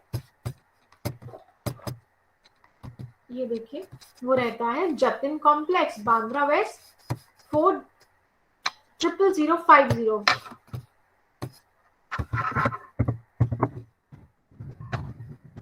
जतिन कॉम्प्लेक्स। ओके, सो ये इंफॉर्मेशन मैंने कर दी एडिट, बाकी सब पहले से डला हुआ है प्री फिल्ट्रेशन की मदद से। आगे चलते हैं, कॉन्टैक्ट। पर्सनल इंफॉर्मेशन भर दी हमने, कॉन्टैक्ट भी हमने भर दिया, ये जो ईमेल आईडी वगैरह थे। फाइलिंग स्टेटस, कि आप ये रिटर्न कैसे फाइल करना चाहते हो बेटा। हम ये कैसे कर रहे हैं, हम ड्यू डेट से पहले कर रहे हैं। 31 दिसंबर है ड्यू डेट इस साल की, तो हम 31 दिसंबर से पहले कर रहे हैं, तो हम सेक्शन 139(1) का चुनाव करेंगे। एंड देन क्या आप नई टैक्स रिजीम के साथ जाना चाहते हैं? नो, मैं नई टैक्स रिजीम के साथ जाना नहीं चाहती। इन इंफॉर्मेशन को मैंने शुरू में no no no no no कर दिया। मेरा इलेक्ट्रिसिटी का बिल 1 लाख से ज्यादा नहीं है, मैं फॉरेन कंट्री में घूम के 2 लाख रुपए खर्चा करके नहीं आई हूँ, और मेरे पिछले साल 1 करोड़ से ज्यादा करंट अकाउंट में नहीं डाले, तो अपने आप उसने नो नो नो नो कर दिया है, तो इसने हमारा काम कर दिया आसान। ये बंदा कौन था? हमारा क्वेश्चन कहता है ये बंदा जो है he is a resident and ordinary resident, तो मुझे इसका चुनाव यहाँ पर कर लेना है। Resident and ordinary resident, ordinary दिया नहीं हुआ तो resident he resident and ordinary resident है। वो पूछ रहा है कौन से कंडीशन फुलफिल करता है। ये 270 दिन पिछले साल रहा है, मतलब कि ये पहली कंडीशन 182 डेज से ज्यादा रहा, उसको फुलफिल करता है। क्या ये सेक्शन 115H की कोई बेनिफिट लेना चाहते हैं? No. Portuguese civil code? No. ये सब हमारा रेलेवेंट मटेरियल नहीं है। रिप्रेजेंटेटिव एसएससी कोई उसके बिहाफ पे भर रहा है? नहीं, मखीजा जी खुद भर रहे हैं। क्या उसकी कहीं किसी कंपनी में डायरेक्टरशिप है? नो। क्या उसके पास किसी कंपनी के अनलिस्टेड शेयर्स हैं? नो। ये सब मैं आपको जो क्वेश्चन पढ़ा रही थी, मैं कह रही थी ये सवाल आगे आएंगे कि उसके पास किसी कंपनी की डायरेक्टरशिप नहीं है, उसके पास किसी अनलिस्टेड कंपनी के शेयर्स नहीं है, तो हमने करा नो नो। देन आगे चलते हैं सेव। सेव के बाद आ जाती है बैंक डिटेल्स। बैंक डिटेल्स, उस जिसके पास जितने बैंक डिटेल्स होंगे उसको रिटर्न फाइल करने में उतनी देर लगेगी, तो यहाँ पर तो अभी डब्बा दिया हुआ है खाली, तो हमें करना है एड अनदर। उसका कहाँ पे बैंक अकाउंट है? उसका बैंक अकाउंट है स्टेट बैंक ऑफ इंडिया में, तो क्वेश्चन के हिसाब से ये रहा उसका बैंक अकाउंट, SBI 714576256689 71,457,625।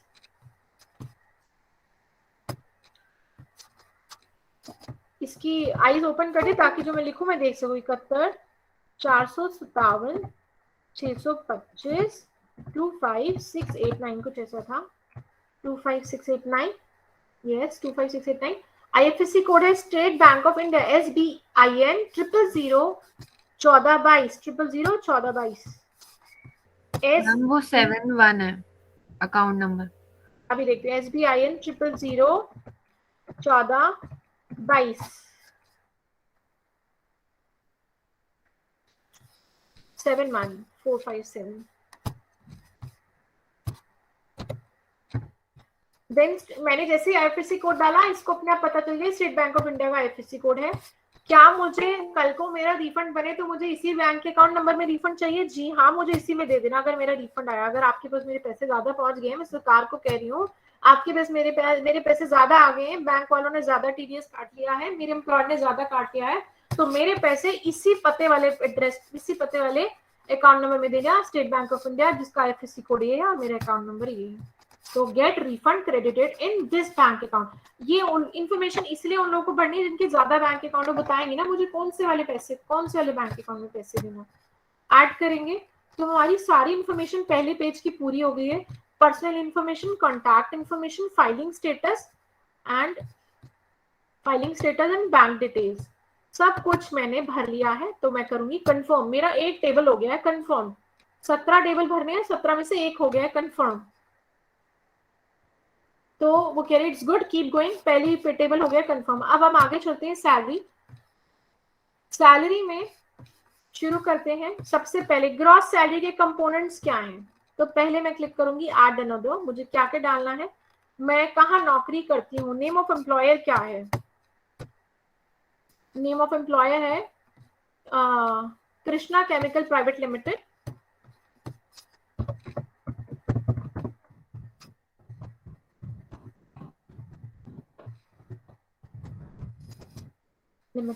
एड्रेस क्या है,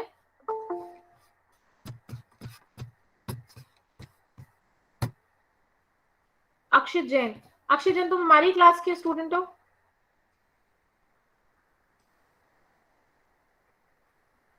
अक्षित जैन तुम हमारी क्लास से हो, याद तो रहते नहीं बच्चों के नाम। तो आपको क्या करना है, Krishna Nagar chemical private limited, Mohan Nagar, Bandra east. अब वो अगर बोल देता नहीं मैं आपकी क्लास का नहीं हूं, मैं उसे कौन सिखा रही थी, मैं उसे कौन से निकाल देती, मेरे पे से कोई जगह कम पड़ रही है उसे बिठाने की। तो यहाँ मुझे लिखना है मोहन नगर, पिन कोड डालेंगे तो कुछ इंफॉर्मेशन वो खुद डाल लेगा, पिन कोड है 400080। तो महाराष्ट्र उसने खुद पढ़ लिया, और टाउन मुझे अभी भी डालना है, ये मैं डालूंगी बांद्रा ब्रैकेट में east, Bandra east, Bandra. Pan of employer क्या है, जब मुझे क्वेश्चन में जहां पर ये इंफॉर्मेशन दे रखी है कि उसने मेरा टीडीएस कितना काटा है, ये टीडीएस कितना काटा है, यहाँ दिया हुआ है बैंक का, मेरे एम्प्लॉयर का TAN number RTKA 8546 3A 8546 3A, RTKA 8546 3A।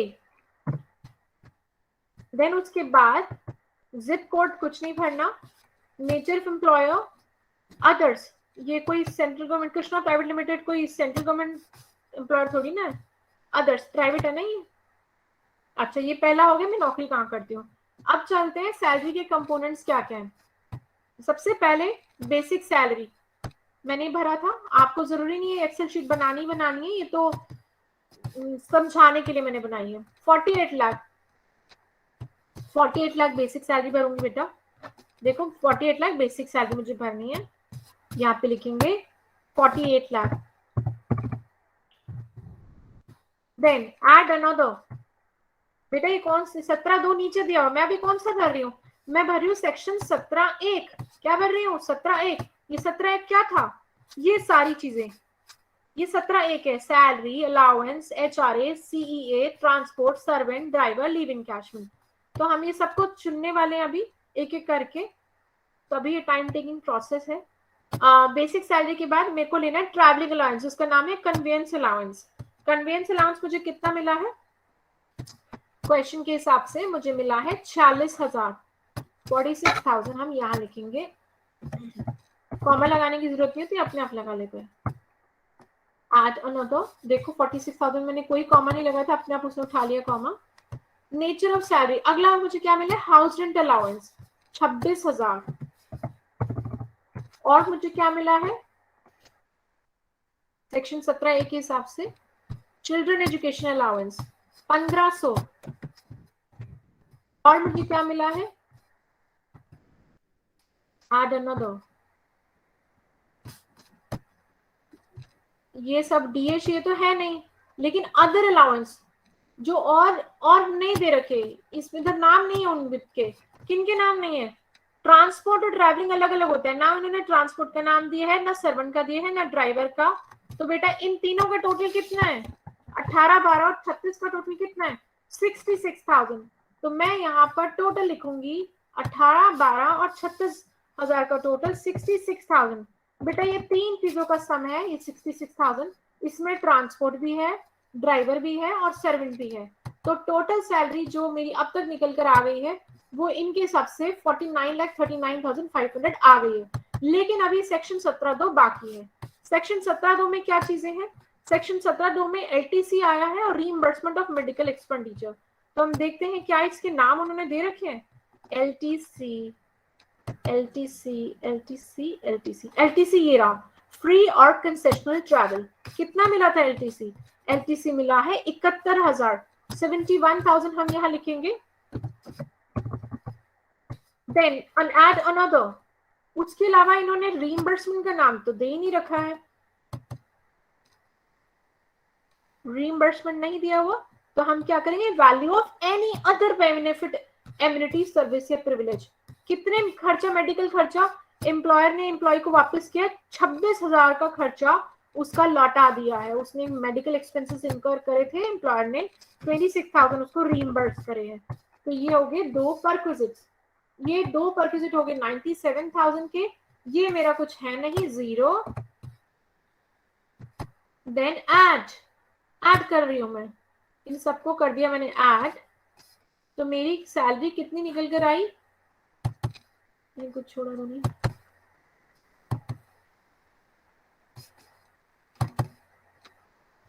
Allowances exempt minus करने देखते हैं।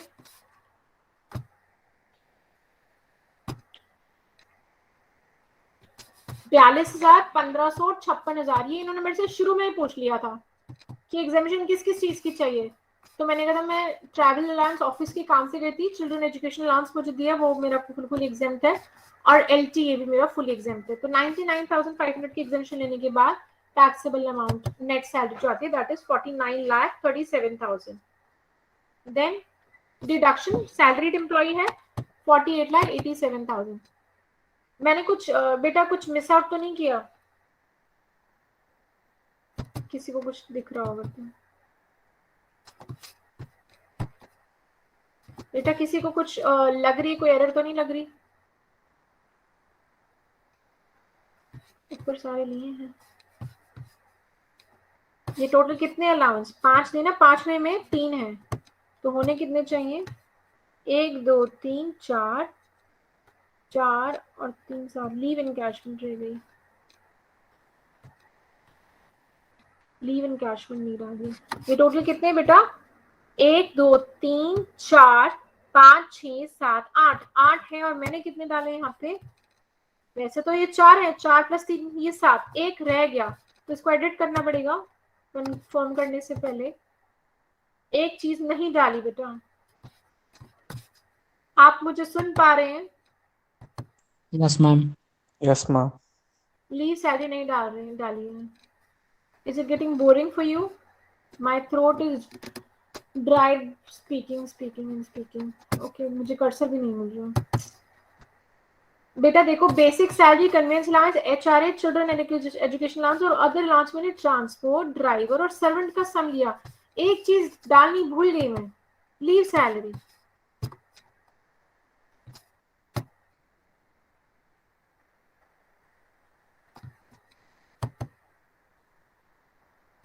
लीव इनकैशमेंट, लीव इनकैशमेंट कितनी है बेटा? देखो टेबल में दिखा देती हूँ मैं आपको।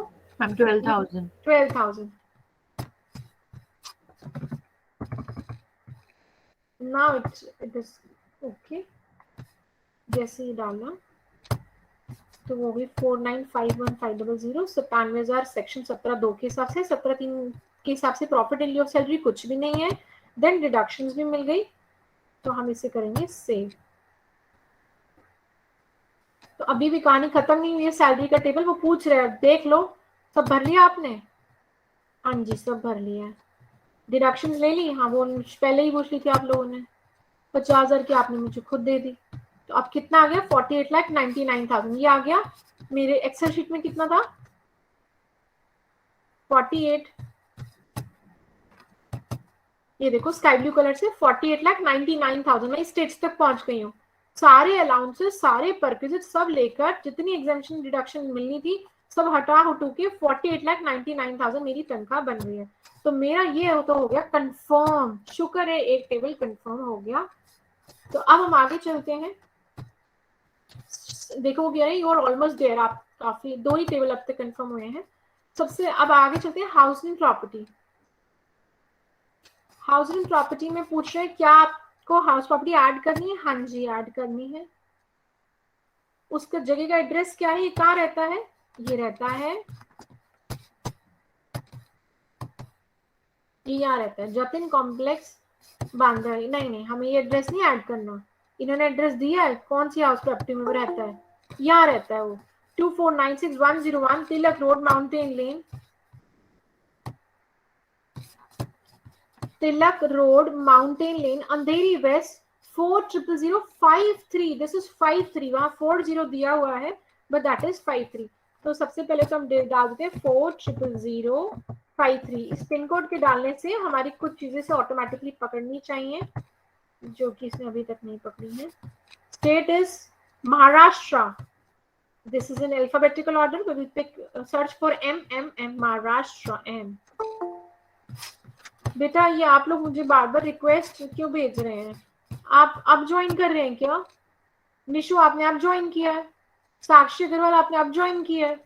आप मुझे परेशान कर रहे हैं कि कल का बच्चे क्लास में एंटर कर रहे हो, मैं अब पढ़ाते पढ़ाते डिस्टर्ब हो रही हूँ। बेटा मुझे एड्रेस क्या डालना है? एड्रेस डालना है Tilak road, mountain lane, Andheri west.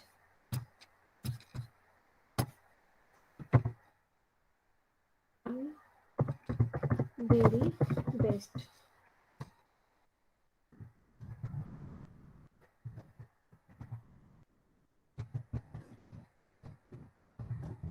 I'm tired. Mountain lane. Owner of property, क्या ये उसका खुद मालिक है? जी हाँ, ये उसका खुद मालिक है। क्या इसके साथ मालिकाना अधिकार कोई शेयर करे? क्या प्रॉपर्टी को ओन्ड है, उसके साथ और कोई भी ओनर है? नो, ये अकेला ही उसका मालिक है। 100% प्रॉपर्टी उसकी ही है। ये उसको किराए पे दे रखा है या उसमें खुद रहता है? ये उसमें खुद रहता है, सेल्फ ऑक्यूपाइड। उसने क्या कोई लोन ले रखा है? हाँ, उसने 3,95,000 ब्याज दिया है। बट मैं यहाँ लिखूंगी जैसे ही, ये कहेगा गलत लिख रहे हो, ये कहेगा आप सही बात नहीं कर रहे, 2 लाख से ज्यादा आप ले ही नहीं सकते, आप 2 लाख से ज्यादा नहीं ले सकते डिडक्शन। तो आप ब्याज चाहे आप जितना मर्जी दे रहे हो, आपको सेल्फ ऑक्यूपाइड प्रॉपर्टी के केस में 2 लाख से ज्यादा की इंटरेस्ट की डिडक्शन नहीं मिल सकती। ये आपका कुछ भी नहीं है, कोई आपको पुराने एरियर्स ऑफ रेंट नहीं मिले, आपने जब रेंट पे दिया ही नहीं आज तक। तो हम कर देंगे ऐड। हमारा इनकम फ्रॉम हाउस प्रॉपर्टी का टेबल हो गया है कंफर्म। कंफर्म पे क्लिक करना भी बाकी है। ये हो गया कंफर्म। जी हाँ, 2 लाख का लॉस कंफर्म। ये हमारा टेबल तीसरा हो गया है कंफर्म। तीसरा टेबल कंफर्म करने के बाद इनकम फ्रॉम अदर सोर्सेज की बात आती है। अब हम इसको शुरू करेंगे। इनकम फ्रॉम अदर सोर्सेज में हमसे पूछा, जरा बताइए आपको कहाँ कहाँ से इनकम आई है। देखिए टेबल्स बेशक 17 दिख रहे हैं, लेकिन उनमें से बहुत सारे तो हमने भरने ही नहीं ना, बहुत सारे तो उन्होंने जबरदस्ती दे दिए थे, तो वो हमारा टाइम बच जाएगा। तो सबसे पहला gross income applicable eight normal rates, क्या मिला था उसको? उसको मिला है इंटरेस्ट। कहाँ से मिला था उसको? सेविंग बैंक से भी मिले हैं पैसे 28,400, और उसको एफडी डिपॉजिट से भी मिले हैं 30 लाख रुपए। 30 लाख रुपए। क्या उसको कोई इनकम टैक्स का रिफंड आया? नहीं, ये सब तो कुछ भी नहीं था। तो बस ये था, इतना ही था। इसके अलावा उसको डिविडेंड भी मिला है। तो हम करेंगे इतने को तो डाल लें पहले, ये इंफॉर्मेशन आ गई। देन और कहाँ डालना है डिविडेंड, कहाँ डालना है? Income chargeable at special rate, ये नहीं है हमारा। क्या और कोई इनकम है आपकी? जी हाँ,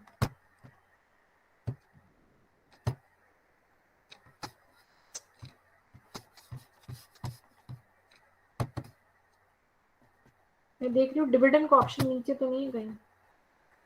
मैम इंटरेस्ट जहाँ से किया था वहीं पे था डिविडेंड का option.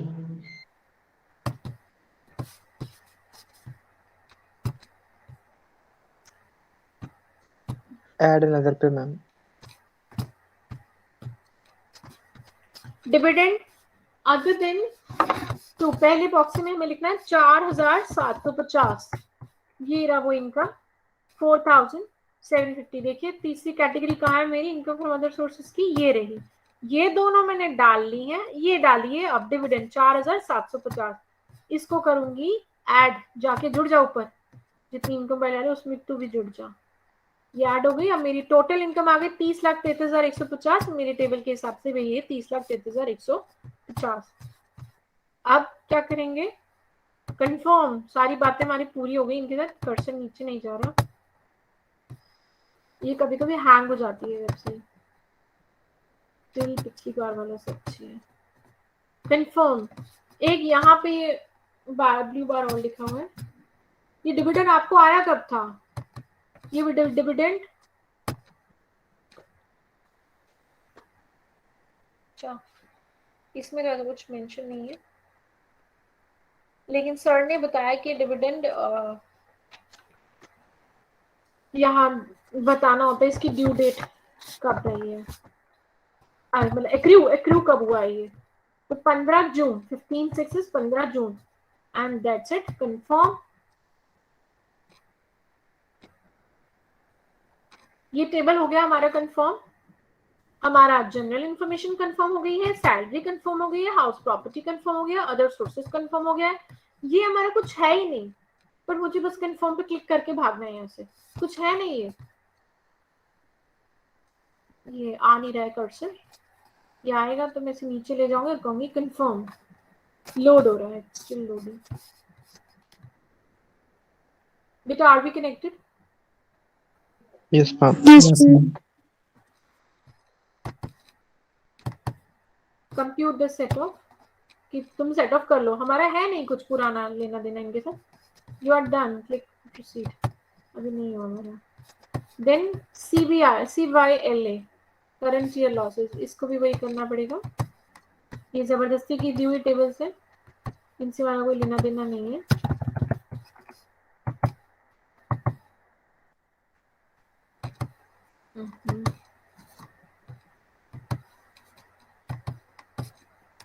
Confirm. And then CFL.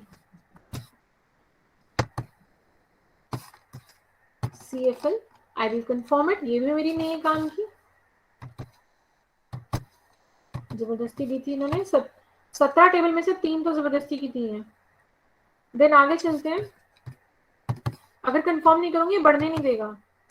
80D, जी हाँ ये है, मेडिकल इंश्योरेंस प्रीमियम लिया हो इसने,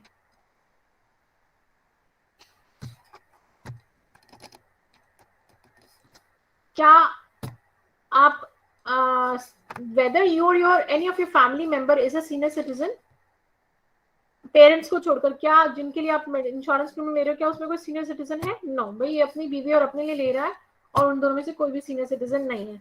क्या लिया आपने? हेल्थ इंश्योरेंस लिया है 38,000 का, ये आप 38 भरेंगे, अपने आप उससे कर देगा 25,000 से ज्यादा आप ले नहीं सकते। Whether any one of your parents, नहीं आप पेरेंट्स के लिए मांग ही नहीं रहा, जब इसने लिया ही नहीं पेरेंट्स का इंश्योरेंस तो मांग भी नहीं रहा, इनकम टैक्स वालों को कह ही नहीं रहा कि मुझे उनका भी डिडक्शन दे दो, उसने भरा ही नहीं उनका प्रीमियम। इसने सिर्फ एक मांगा है, मैंने 38,000 भरे हैं, मुझे डिडक्शन दे दो, तो वो कह रहे 25,000 की डिडक्शन दे दो, मिल जाएगी। ऐड करेंगे, वो अपने आप उसे कर देगा 25। ठीक है, 25 कर दिया उसने, सॉफ्टवेयर ने अपने 25 कर दिया। Eligible amount of deduction 25,000। Confirm. 80D की टेबल कंफर्म हो गई। 80D की टेबल कंफर्म होने के बाद चैप्टर 6A, चैप्टर 6A में क्या होता है? चैप्टर 6A में बहुत सारी चीजें होती हैं जो कि हमने पहले ही भर दी थी, इन्होंने पहले ही पूछ लिया था हमसे, तो ये पहले से फ्री फील्ड है। पार्ट बी जो कि अभी खुल नहीं रहा ढंग से, लोड हो रहा है। 1.5 लाख है इसके अंदर, 50,000 है इसमें, और 25,000 है। कहाँ से है ये? 1.5 कौन से? 80C, 50 कौन से? 80CCD 1B, और 25 कौन से? 80D। ये लोड ही हो रहा है अभी तक। और ये पार्ट सी के अंदर 10,000 क्या है? 80TT है, तो टोटल 4 ही तो डिडक्शन है, 3 इसके अंदर घुस गई है और 1 इसमें। वैसे तो कंफर्म कर सकती हूँ, आगे चल सकती हूँ, बट लोड ही हो जा रही है।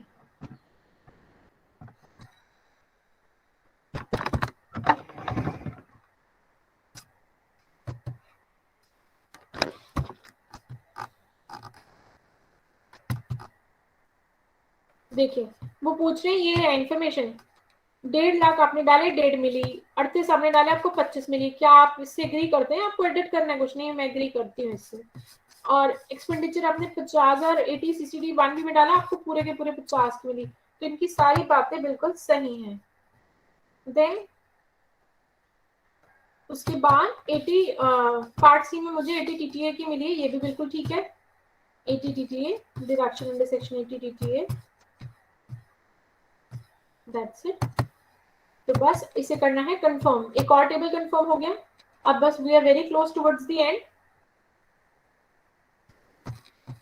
General information confirm, salary confirm, house property confirm, other sources confirm, CYLA, BFLA, CFL, ATD 6A confirm. AMT में भी कुछ नहीं करना, AMTC में भी कुछ नहीं करना।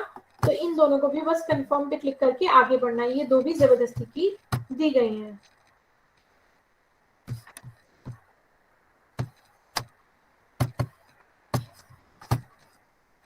मैम जो भी एक्स्ट्रा टेबल्स मिले उन सबको कंफर्म करना पड़ेगा। जी हाँ, नहीं तो ये आगे बढ़ने नहीं देगा हमें।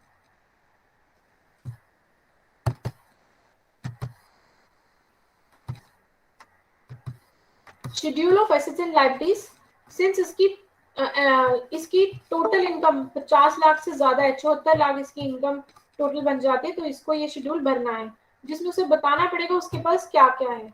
उसके पास सबसे पहले है, आपको कहाँ से देखना है? क्वेश्चन से।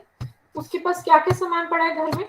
ज्वेलरी है, एक लैंड है, एक सेल्फ ऑक्यूपाइड प्रॉपर्टी है। और कौन सी वैल्यूज यूज करनी है? कितने में खरीदा था, मार्केट वैल्यू क्या, उससे हमें कोई लेना देना नहीं है। तो सबसे पहले हम डालेंगे इसका ज्वेलरी, पता नहीं ज्वेलरी यहाँ नहीं आएगा। सबसे पहले डालेंगे प्लॉट ऑफ लैंड। ज्वेलरी का एक अलग बटन है, प्लॉट ऑफ लैंड। एड्रेस पूछ रहे हैं उसका,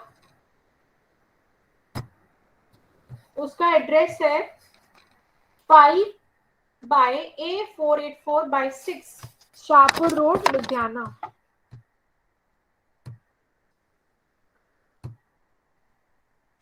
इंडिया, I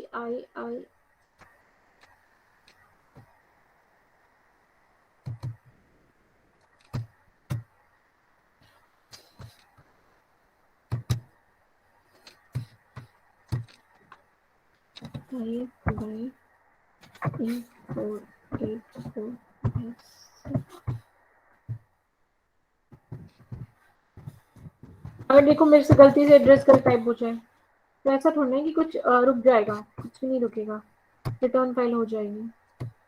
बट आपको इनकम टैक्स वालों को सच्ची इन्फॉर्मेशन देनी होती है। 141001 141001 पिन कोड डालूंगी तो हो सकता है लुधियाना उठा लेगा।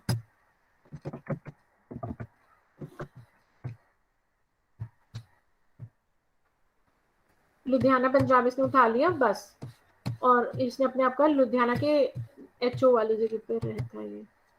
देन आगे चलते, कितने की है ज्वेलरी, नहीं कितने का है ये प्लॉट ऑफ लैंड, एक सेकेंड, कितने का है ये प्लॉट ऑफ लैंड? 29,65,000 में खरीदा था। 29,65,000 8।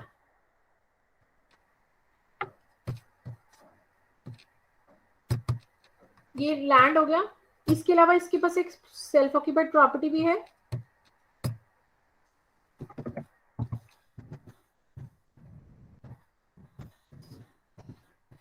क्या नाम है उस जगह का, क्या कहा इसने? Self occupied residential property. कहाँ रहता है?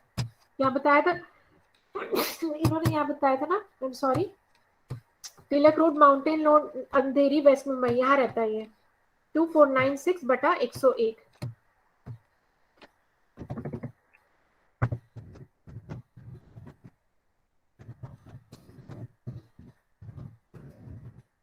ओके, ये पूरा टाइप ही नहीं हुआ। रेसिडेंशियल ऑक्यूपाइड रेसिडेंशियल, कंट्री क्या है? इंडिया।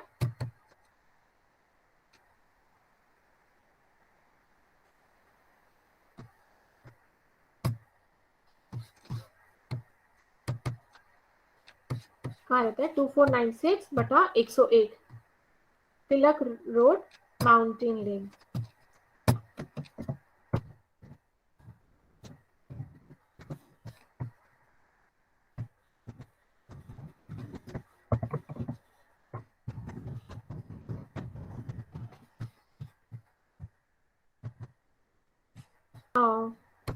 पिन कोड क्या है इस जगह का? इस जगह का पिन कोड है 400053।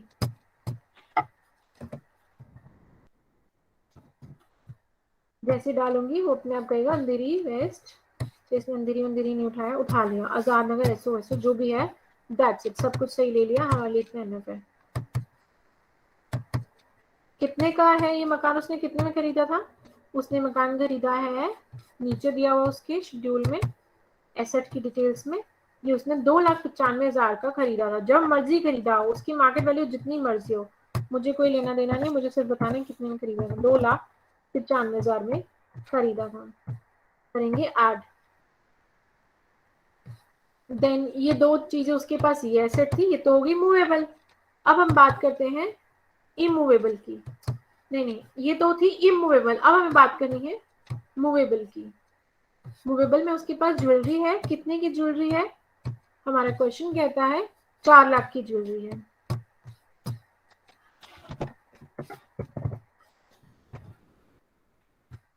चार लाख की ज्वेलरी है, दैट्स इट। सेव करने के बाद इसके पास और कुछ भी नहीं दिया, ये हमें 0, जबरदस्ती भरवा रहे हो तो ले लो 0। कंफर्म। तो हमारा एसेट लायबिलिटीज का टेबल हो गया है कंफर्म। अब हमें चलना है, सब कुछ हो गया, सारे हो गए, अब सिर्फ टैक्स कैलकुलेट करना रह गया। Computation of the total income, ये लगभग सब कुछ करके दे रहे हैं क्योंकि मैंने तो टेबल भर दी है। अब तो सॉफ्टवेयर ने टोटल करना है ना। वो कह रहे हैं सैलरी से इतनी इनकम है, जी हाँ। इनकम फ्रॉम हाउस प्रॉपर्टी, ये क्यों नहीं, तो -2 लाख क्यों नहीं है? लॉस ऑफ करंट ईयर, इसी साल का लॉस सेट ऑफ हो गया है टोटल इनकम के साथ, तो ये बिल्कुल ठीक है। और income from other sources 30,33,150, 2 lakh का income from house property setup हो गया, तो टोटल इनकम रह गई है 77,32,150। तो हम अपने इसमें से देखते हैं क्या हमारी इतनी आई थी, 77,32,150 इतनी आई थी। उसके बाद ये कहते हैं 2,35,000 की इन्वेस्टमेंट करिए, ATC, ATCCD1B, ATD and ATTTA। जी हाँ, ये बिल्कुल ठीक बता रहे हैं हमारे बारे में। हमारी टोटल नेट इनकम अब इतनी रह गई, एग्रीगेट इनकम इतनी है, इसके हिसाब से अब मुझे टैक्स देना है। तो मैं कहूंगी सारी बातें आपने बिल्कुल करेक्ट कही है, कंफर्म। तो ये देख सकते हैं इतना ही था हमारा फिगर।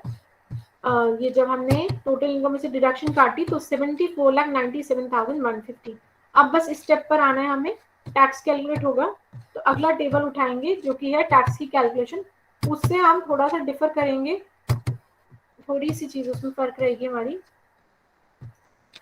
टैक्सेस क्या क्या पे कर चुका है ये, इसने सेल्फ असेसमेंट टैक्स वगैरह दिया है, टीडीएस काटा इसका एम्प्लॉयर ने, तो हमें अब टीडीएस टैन डालना पड़ेगा एम्प्लॉयर का, जो कि हमें क्वेश्चन में दे रखा है। ये है tan of employer RTKA 85463A। तो आप यहाँ डालेंगे RTKA 85463A। Name of employer क्या है, वो कहाँ जॉब करता था?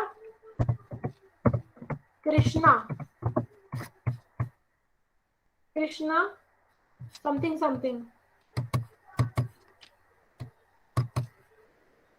कृष्णा केमिकल प्राइवेट लिमिटेड,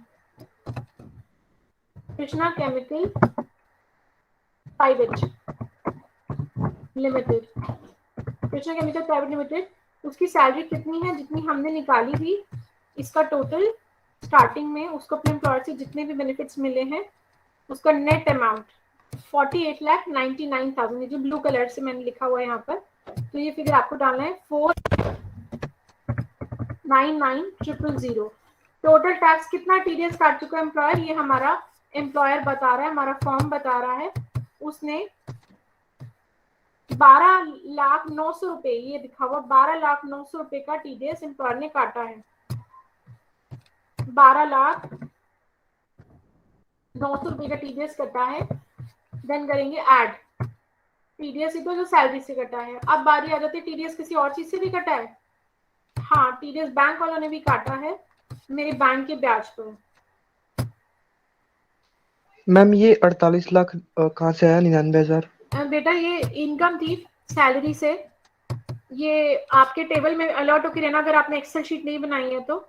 ये सारे 17(1), 17(2), 17(3) को जोड़ने के बाद सारी डिडक्शन और एग्जामिशंस माइनस करने के बाद जो नेट सैलरी आती है लास्ट में, जिसमें 50,000 की स्टैंडर्ड डिडक्शन मिल चुकी है और एग्जामिशंस भी मिल गई हैं, तो ये आया 48,99,000। और ये चीज आपको आईटीआर की रिटर्न फाइल करते वक्त बीच में रास्ते में ये फिगर आया था कि काटने के बाद इतना बनता है, तो इसका भी ध्यान रखना। तो ऐड डिटेल्स करेंगे हमें। किसने दिया? फॉर्म 16 है, कौन देता है? बैंक वाले देते हैं। ये मैं किसके लिए मांग रही हूँ? मेरे लिए मांग रही हूँ, अपने लिए मांग रही हूँ, मतलब जो रिटर्न भर रही हूँ सेल्फ। तो बोल रहे टैन ऑफ द डिडक्टर क्या है, काटने वाले का टैन नंबर क्या है? ये है काटने वाले का टैन नंबर, पीएनबी बैंक का डेल्प DELP 2604G, डेल्प 2600 और 4G। उसके बाद डिडक्टेड इन ओन हैंड्स, आपके हाथ में कट के क्या कितना कटा है, मतलब उन्होंने कितना काटा है? उसने काटा है 3 लाख रुपए बैंक वालों ने काटे। और मैं मेरे सबसे मैं मांग कितने रही हूँ, मतलब मेरे सब मेरा कहना क्या है, मैं क्या क्लेम कर रही हूँ कि उन्होंने कितने काटे? देखिए उन्होंने काटे भी 3 लाख है और मैं भी ये कह रही हूँ जी हाँ उन्होंने 3 लाख काटे हैं। तो deducted in own hands 3 lakh and claimed in own hands 3 lakh रुपए। देन कितना like okay claim in the hands of spouse, ये हमें नहीं करना, हम तो सिर्फ ओन हैंड्स की बात करें, वो हमने भर दिया, तो उसका आधार नंबर वगैरह स्पाउस का ये सब हमें नहीं डालना है यहाँ पर। ऐड ग्रॉस अमाउंट, मतलब कि बैंक से इनकम हुई कितनी थी जिसपे से उसने काट दिया था, वो 30 लाख का ब्याज था जिसमें से उसने 3 लाख काट लिए थे। तो 30 लाख में आती है आपकी टोटल 60। हेड ऑफ इनकम, किस इनकम में मिला था? ये इनकम फ्रॉम अदर सोर्सेज की कैटेगरी में मुझे ब्याज मिला था। अब करूंगी ऐड। तो ये हो गया मेरे कृष्णा केमिकल ने जो काटा, ये 3 लाख बैंक वालों ने काटा, तो ये ब्याज ये ऑलरेडी पहुंच चुका है। उसके बाद ये दोनों है ही नहीं कुछ भी, ये मुझे भरना है। एडवांस टैक्स दिया है इसने, एड डिटेल्स, इसने एडवांस टैक्स कब दिया था? बीएसआर कोड देखेंगे आप अपने क्वेश्चन से। BSR code is 0005641, 0005641। Choose a date, उसने कब दिया था? ये दिया है 9 अक्टूबर 2020। कैसे चुनेंगे? हम इस टेबल को कैलेंडर को क्लिक करेंगे, इस ईयर को क्लिक करेंगे। पहले हमें ईयर को क्लिक करने पूछेगा 2020, फिर पूछेगा मंथ अक्टूबर, देन पूछेगा डेट 9 अक्टूबर 2020। चालान का सीरियल नंबर क्या था? चालान का सीरियल नंबर है 00062।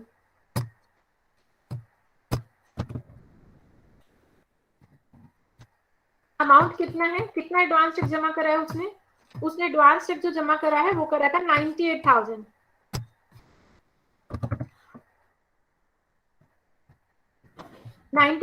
के बाद ऐड पे क्लिक करेंगे। उसने सेल्फ असेसमेंट टैक्स भी दिया है। सेल्फ असेसमेंट टैक्स के लिए हमें अनदर रो ऐड करनी पड़ेगी।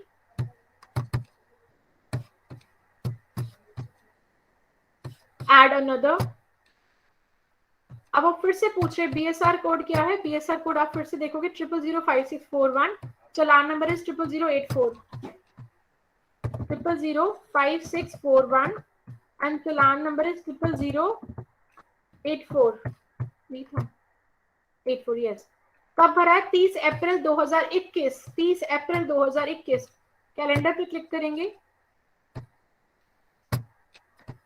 अप्रैल 30 अप्रैल 2021। कितना अमाउंट उसने सेल्फ असेसमेंट टैक्स दिया है? 2,95,000, 2,95,000 यहाँ पे हम एंटर करेंगे। ये ऑलरेडी सरकार को जा चुका है। एड,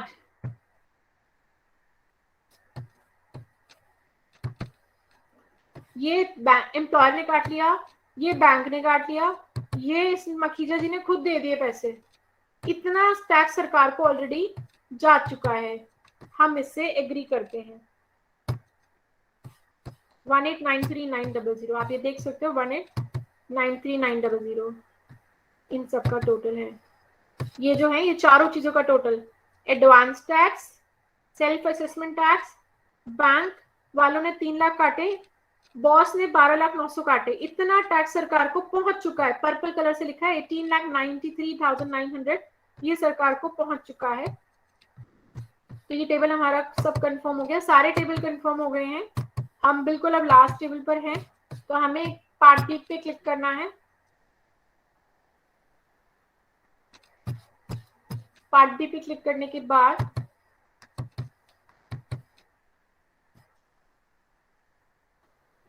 ये आपको खुद कह रहे हैं आपका इतना टैक्स बनता है।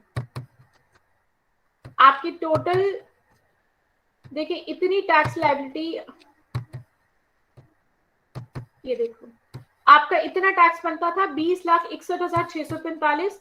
मेरी कैलकुलेशन के हिसाब से भी ये था 20,61,645। ये मैंने खुद से मैन्युअली कैलकुलेट करा था स्लैब रेट की मदद से। देन सॉरी, फिर ये कह रहा है आपको 87A की कोई डिडक्शन नहीं मिलेगी। भाई ये किनको मिलती है? जिनकी इनकम 5 लाख से कम होती है, 12,500 की छूट मिलती है, तो ये तो इसे मिलने नहीं वाली। सरचार्ज, इसको 10% सरचार्ज भी लगा क्योंकि इसकी इनकम 74 लाख समथिंग है, तो इसका 10% 2,61,165। देन जो आ जाएगा उसका फर्दर से 4% 90,712, तो टोटल उसको 23,58,522 देने हैं, जो कि मैंने यहाँ पे अभी कुछ भी नहीं लिखा हुआ है। ये लिखा हुआ 23,58,522 पर्पल कलर से, ये उसने देने हैं, ये वो दे चुका है। इतने और देने हैं, लेकिन जो मेरा फिगर है इतने और देने हैं, वो इनके फिगर से मैच नहीं करेगा क्योंकि इनके फिगर में ब्याज भी है। बहुत सारा लेट हो गया है, जुलाई तक दे देना चाहिए था उसने, अब दिसंबर का महीना आ गया, अब तक उसने नहीं दिया सॉफ्टवेयर के हिसाब से, तो इसलिए उसका लग रहा है टैग ब्याज।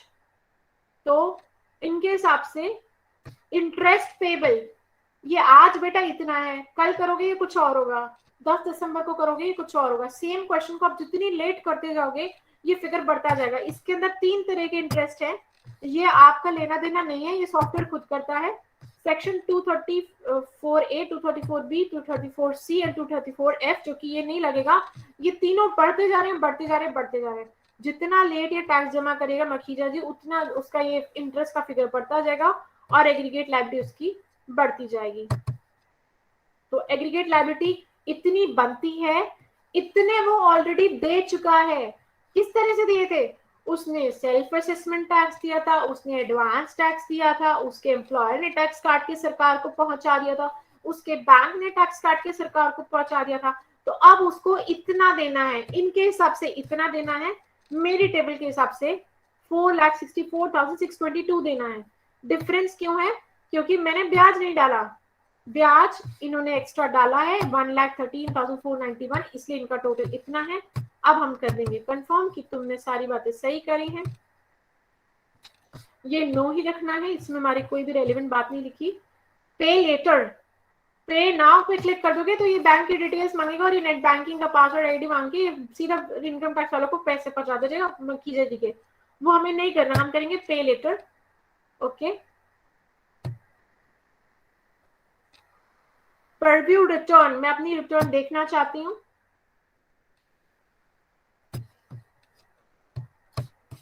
परव्यू करने से पहले पूछ रहा है कहाँ भर रहे हो? मुंबई में भर रही हूँ। मेरा पूरा नाम क्या है? मेरा नाम है श्रीनाथ एस मखीजा।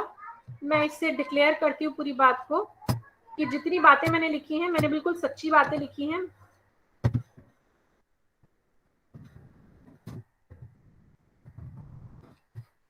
मेरे फादर का नाम है अजिंक्य एस मखीजा।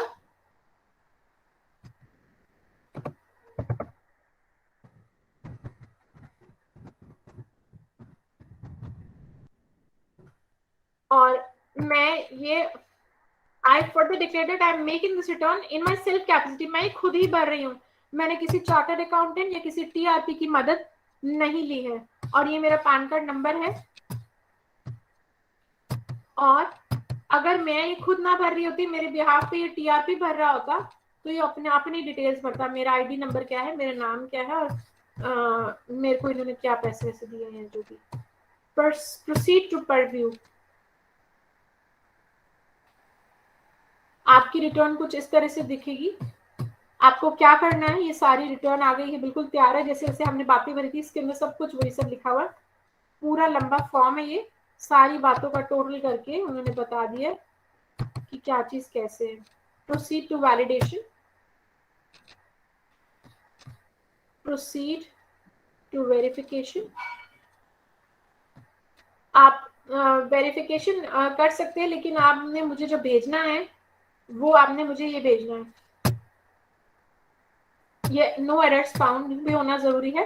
लास्ट में यहाँ पे आप क्लिक करेंगे डाउनलोड, ये डाउनलोड हो रही है, यहाँ आएगी अभी।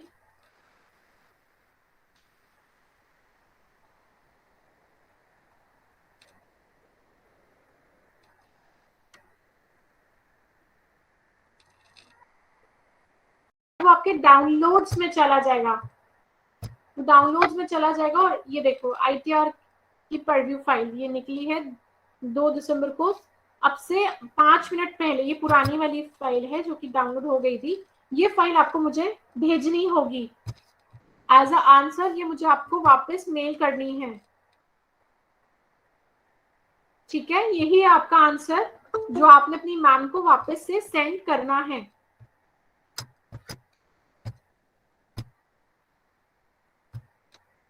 आई होप आपको बात क्लियर है।